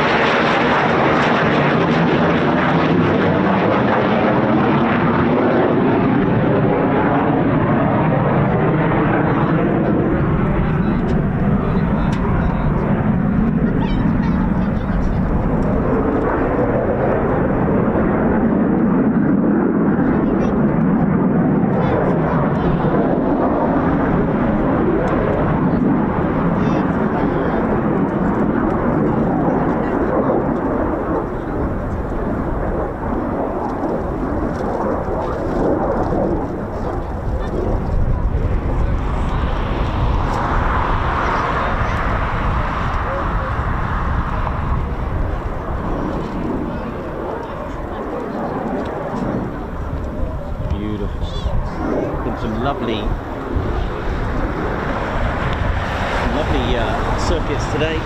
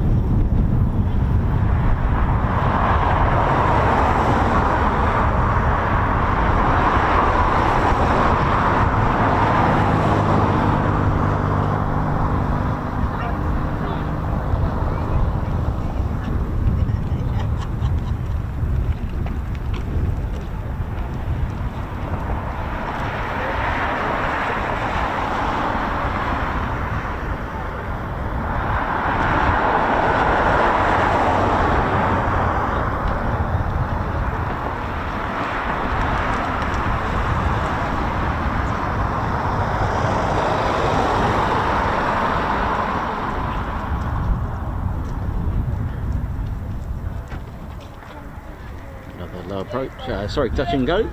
Really good for the pilots to get that training, practice after practice.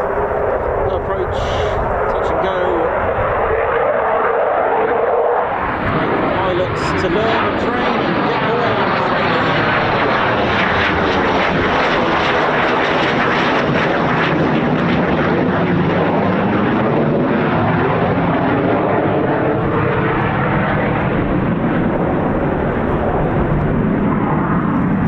Emergency level as well.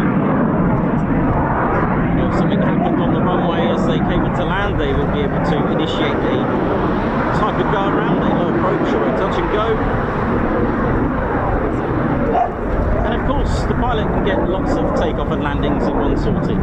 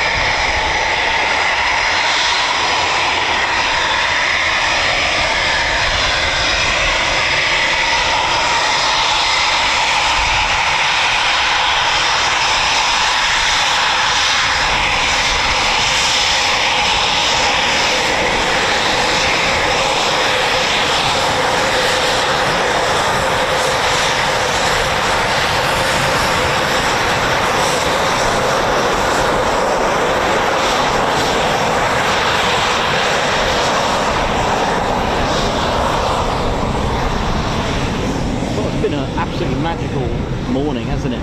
Magical morning at TED HQ. Overall good, ladies and gentlemen, bears. Got a bit of a challenge tomorrow to work out where, well, shall I say, how to stay dry. So really what I can guarantee you is Friday, and that'll be our last show of the south for the week, so to speak.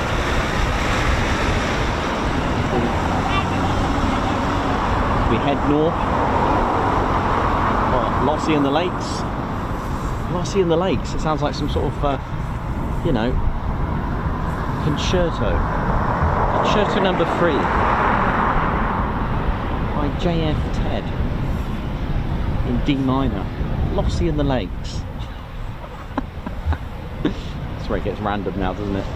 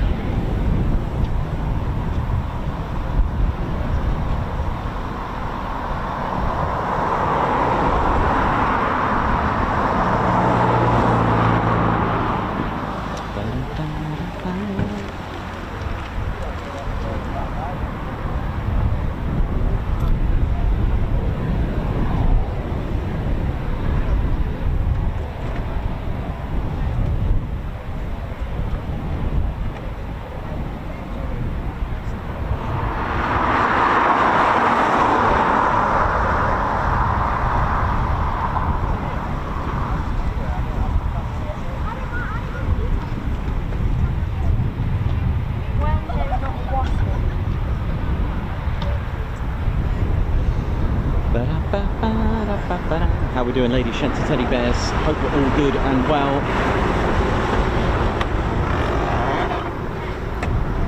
Welcome to the Ted Coningsby channel.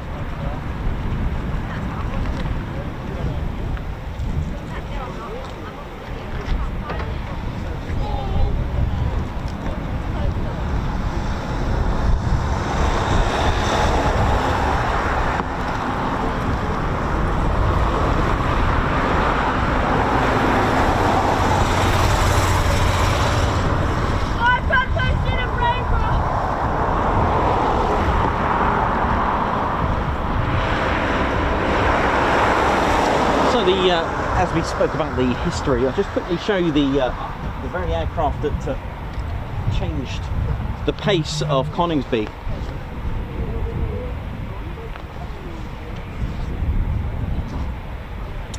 Which in 1969, although this is in US Air Force livery, in 1969 number 6 Squadron arrived there with other squadrons as well, 228 becoming the operational conversion unit. So like 29 Squadron, operational conversion units are a unit that train airmen on and pilots on the actual aircraft itself. Each one is specific, so 29 Squadron is the Typhoon, 207 Squadron being the F-35B, 42 Squadron are the Wedgetail P8, that kind of thing, and so on.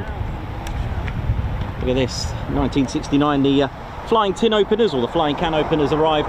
Now if you look at 6 Squadron's squadron badge, you'll notice that they've got like an eagle feasting on a serpent. Okay, that's fine, but if you have a look at the actual markings on the tail, you notice the eagle's there, but it's flying something. It's flying a can opener or a tin opener. Now the funny thing is, or call it what you will, but that was their nickname during World War II, as they were flying the Hawker Hurricane and destroyed many Tiger tanks. I think it was many tanks. We'll just call it tanks, just to be safe. I'm not sure how many Tiger tanks to be specific, but they were destroying lots of tanks, so they were nicknamed the Flying Tin Openers. So this Phantom here, now 23 Fighter, 41. There was various squadrons, 29. A lot of these squadrons moved eventually to RAF Woodhall, or at the time it was called RAF Woodhall, and they became, and that was in the mid-late 70s, to become a QRA station. It was in 1984 the Tornado arrived here.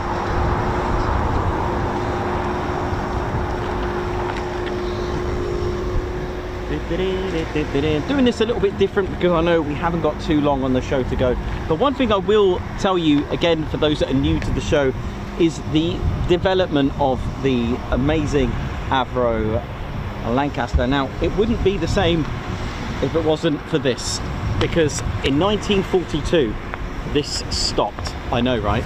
Absolutely amazing. Now you're probably thinking, hang on a minute, it looks a bit like a Lancaster, and you wouldn't be wrong there, because on the 5th of August 1940, the very first production Avro Manchester L7276 delivered to RAF Boscombe down in advance, and it was RAF Marham's 207 Squadron, or at the time it was 207 Squadron, Echo Mike, I believe their squadron markings were flying the Avro Manchester, and they started to operate this. Now, it sounded exciting at the time. It sounded like it was going to be the legendary twin-engine bomber, which is the RAF needed a very powerful bomber, and the engine was quite suitable. Now, if you have a look at some of the specs, there's EM actually. There we go. Echo Mike 207, who are based today at RAF Marham, being the operational conversion unit. So amazing. You tell these guys here in 1940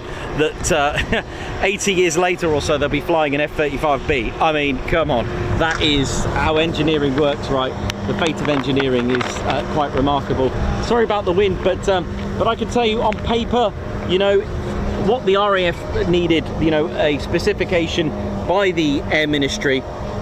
It was designated as Avro 679. I'm really sorry about the wind. It's so bad here at the moment, and it's going to get worse, I think, a little bit later on with that. But it was built to specification P1336. So if you're familiar with specifications, then P would give you the indication that the letter P meant it was a medium bomber, and it was issue number 13, and the 36 is 1936, so 4 years later it was going for it, it was active.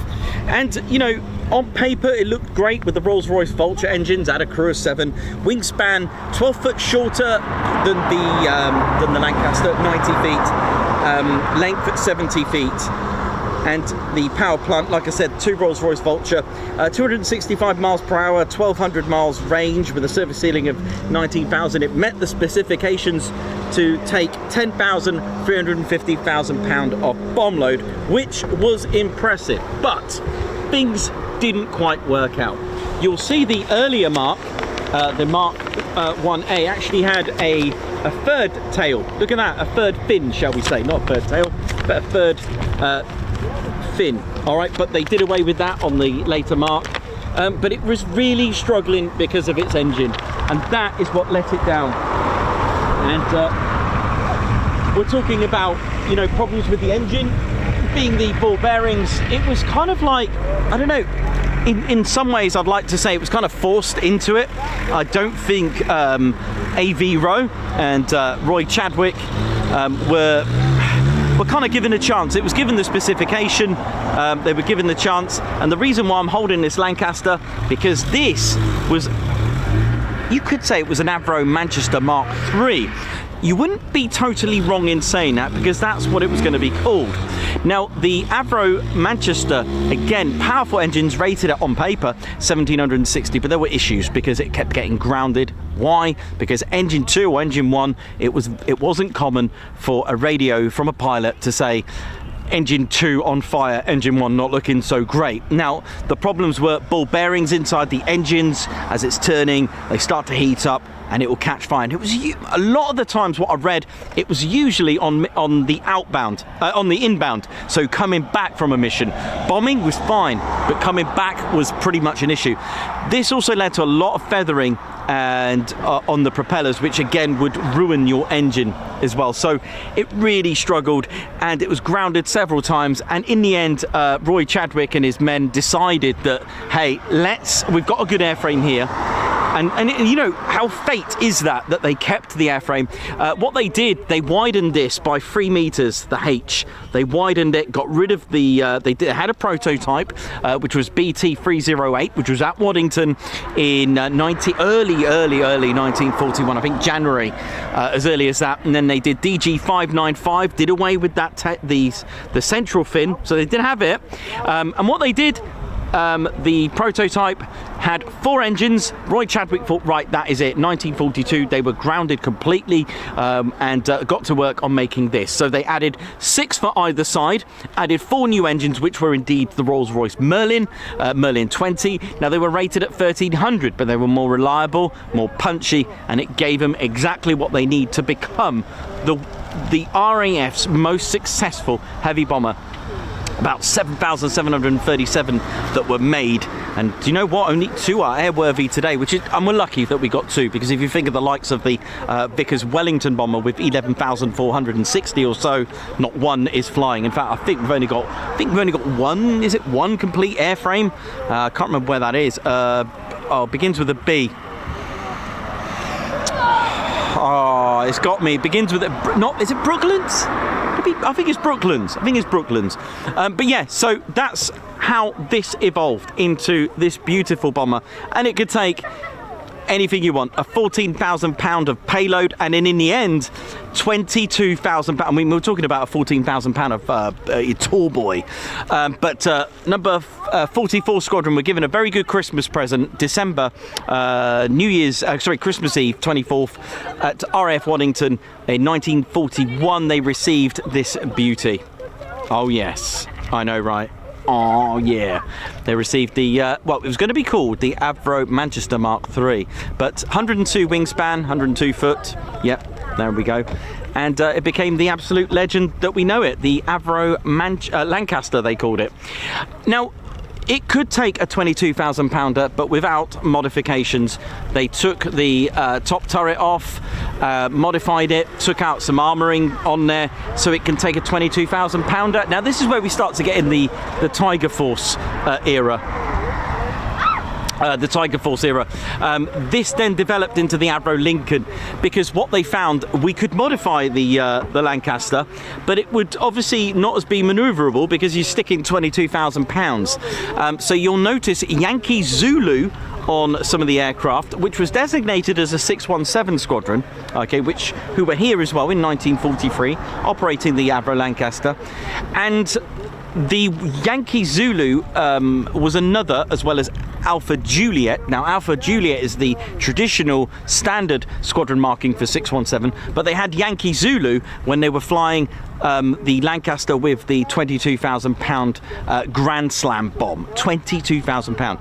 Now, they tried to modify the Lancaster, which was fine, but it wasn't as maneuverable. So in the end, this led to the evolution of the Avro Lincoln. It had 120 foot wingspan, more powerful engines, so it can cope. Here we go. 2-ship.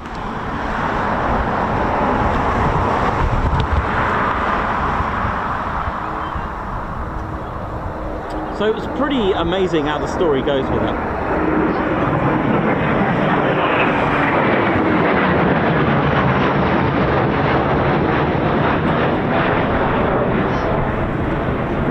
So you'll find a lot of the Avro Lancasters that were bound for the Tiger Force that were modified.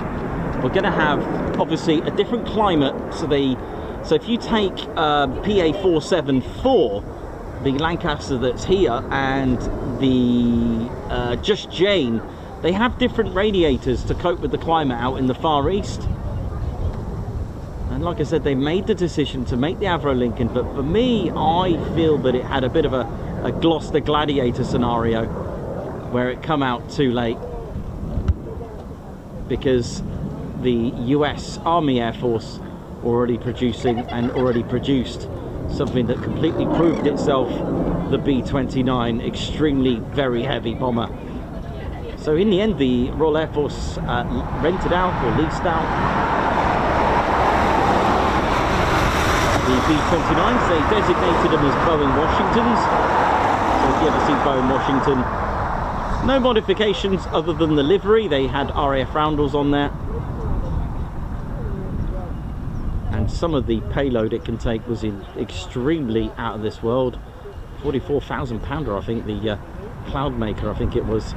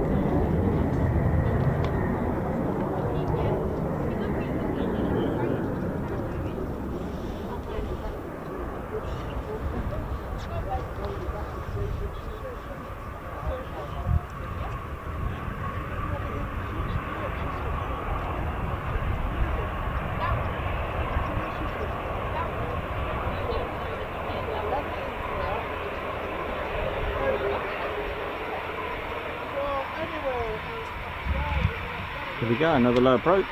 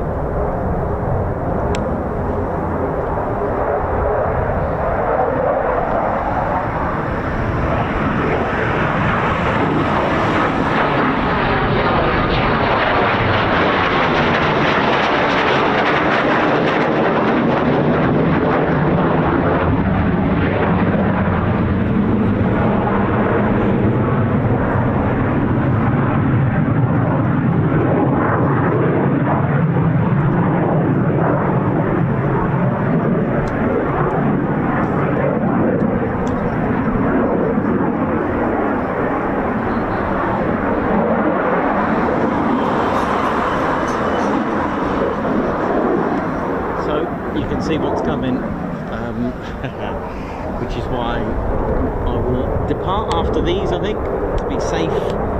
It is estimated around 2 o'clock, but I think we'll play it safe.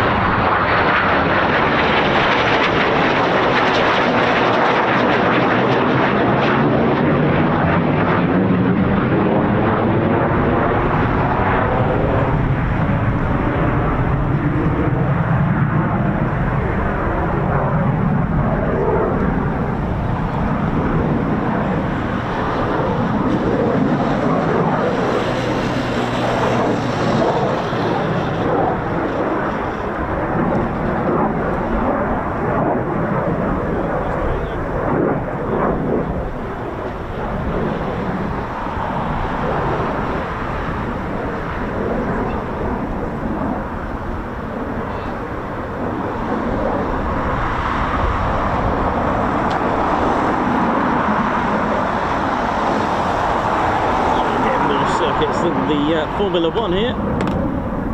Amazing.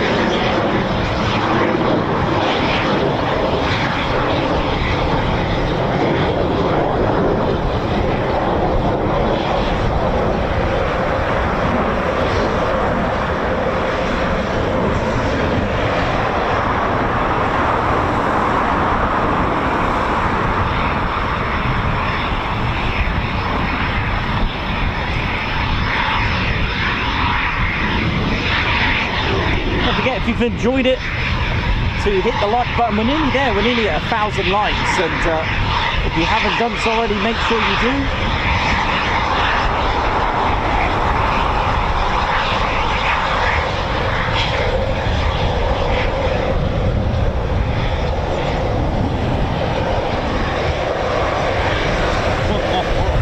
That looks emotional. It's coming.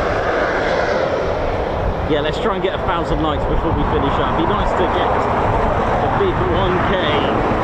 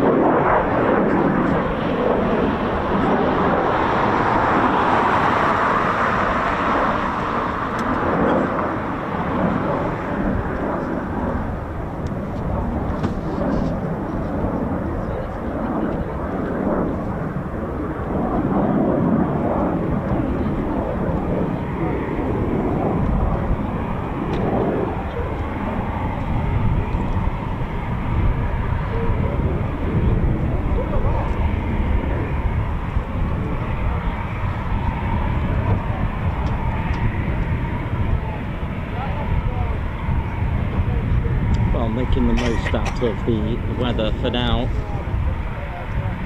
Hope you've all enjoyed it, and my next guaranteed show, although nothing's really guaranteed in life, is Friday. Now Wednesday and Thursday are going to be a little bit challenging. I will see what I'm going to get up to, even if it's just for an hour. I'll sort that out for you, but in the meantime, stay dry tomorrow, those in the UK, as it's drier in the sea tomorrow, I think.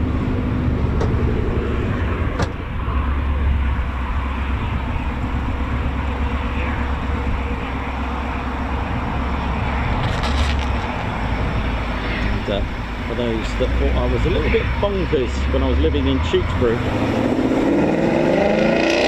I had a body in the boot of my car as an emergency, and for those that know Tewkesbury, it's susceptible to flooding when the Avon just starts swelling as it does, and one day I did get to use my bodyboard. Woohoo!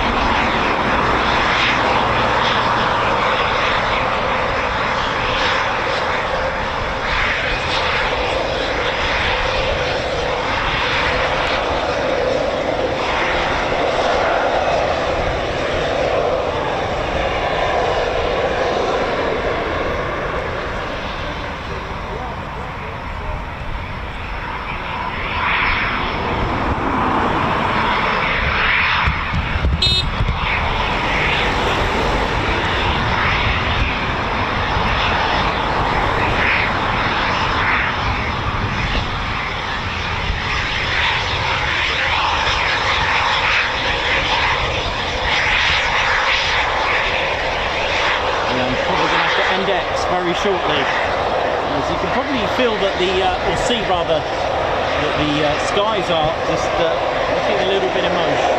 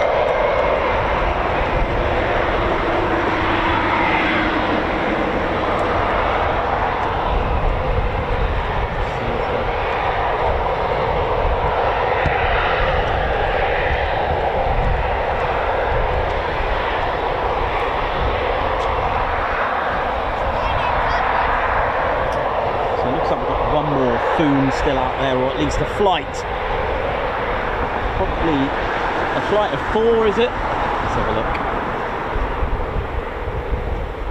We could have more than one. Our last few.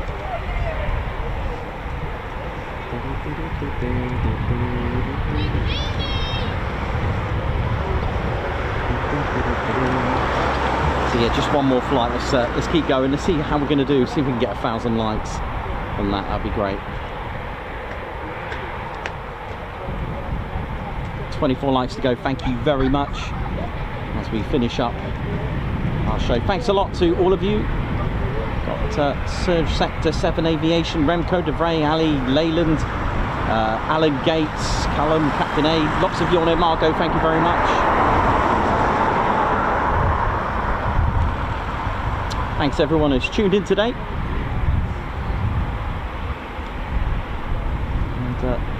Wait for our last foons to one more flight just coming in. I may be pushing this. I may regret this in a moment as it's starting to look dark and dingy, but then again we're used to that, so it'll be alright. So best get those waders on. How we all doing? Edward Coates, thank you very much. Nikos and Ted for great days streaming at Coningsby. And PTO, yeah, there was like 6 of them today, and we also had, was it a flight of 4? Here comes, I think this is chaos. We had a flight of 4 takeoffs into downwind, which was spectacular. So here we go. I believe this is our last foon for now, and I'm going to miss it because we are away No, it can't be this one. It's got to be another flight behind it.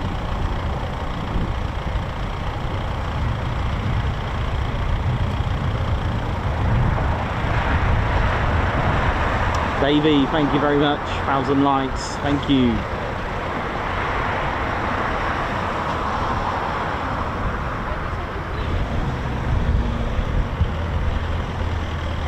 Chris Bloxham, thank you as well.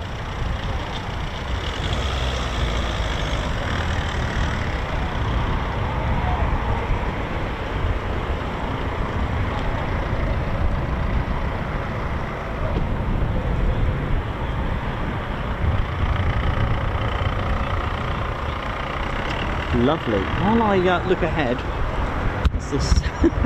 I am really gambling. Let me just, Ted, we'll just get Ted to do the guards marches as well while I look ahead. There is a flight on its way as well.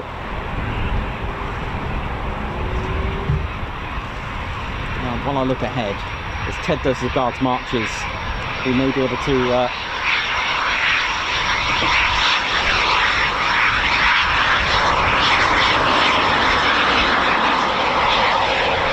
so Chris White, high five, a paw pump and a guards march.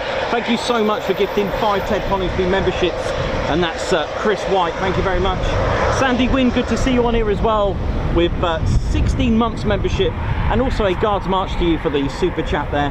Julie as well, thank you very much. You put keep up the good work, Ted and Nikos. I appreciate all the hard work yourself, Ted and Claire, that you do.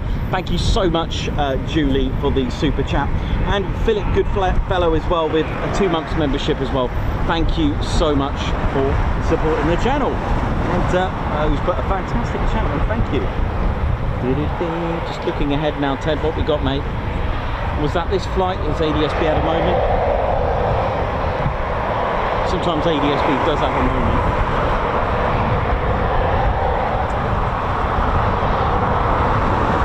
Doesn't look like it.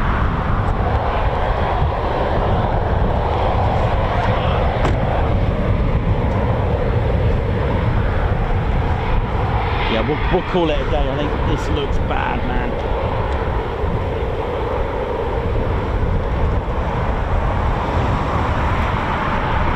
Yeah, so that'll do, I think. Yeah, it's feeling bad. So thank you very much, ladies, gents and teddy bears, as we pack up. I think it's probably the safest thing to do, because it's good. Look at my hair. My hair is warning me that we got to get out of here.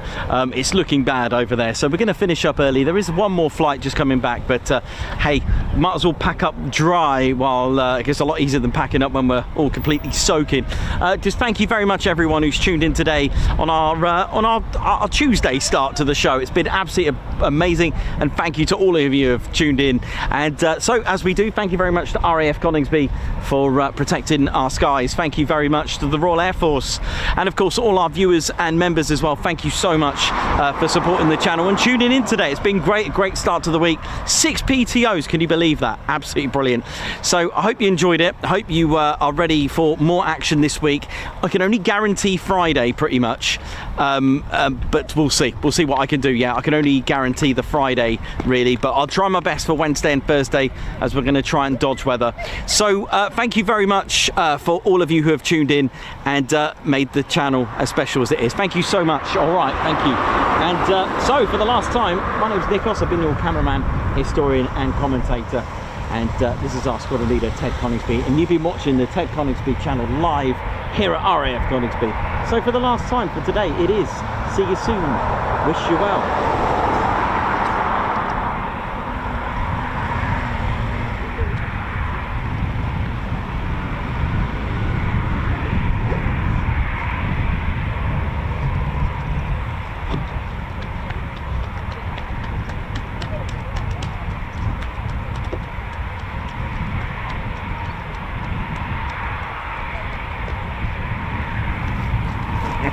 Oh yeah, ladies, gents and teddy bears, welcome to the Ted Coningsby channel membership. I'm Nikos, I'm your cameraman and commentator. This is our squadron leader, Ted Coningsby. Just want to say a massive thank you to all our members. Guns up, and oh yeah. Take it away, Ted. Ladies, gents and teddy bears, we want to say a massive thank you to all of our subscribers for getting us to where we are today. We have gone all over the country, from as far as Lossiemouth to Bryce Norton, and military areas such as air weapons ranges, low flying areas, heritage centres and special flights for TED 2. We cannot do this without your support, and your support will be rewarded. You can now join the TED Coningsby Squadron and help fund the channel to get us around the country and provide us with the funds for equipment to bring you better content too. We have 3 exciting membership levels with awesome YouTube perks to reward you back for your support. Our first level of membership is the TED Coningsby Squadron. You'll get a loyalty badge on YouTube, unique TCS emojis that you can use on comments and live streams, members only videos which include behind the scenes, deleted scenes, sneak previews and also music videos that Ted likes to play the electric guitar on. You'll also get access to members only Discord server and discount on all of our Ted Coningsby merchandise. All of this for just $1.99 a month. Oh yeah. Our second level of membership is the Posh Officers Club. This includes all of the squadron perks, private Posh Officers Discord chat room, Posh Officers discounts on all of our Ted Coningsby merchandise, and the poshness of supporting the TCS even more. This is just £4.99 a month.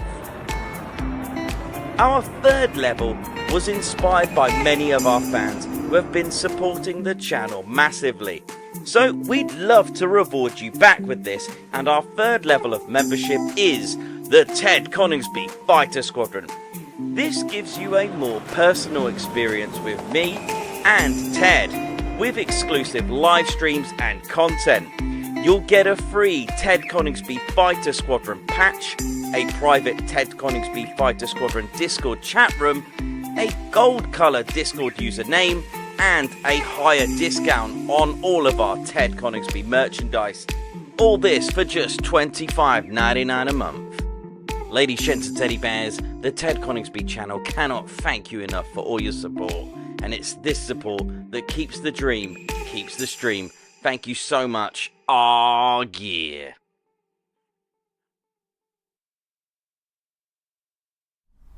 Golf India, Bryce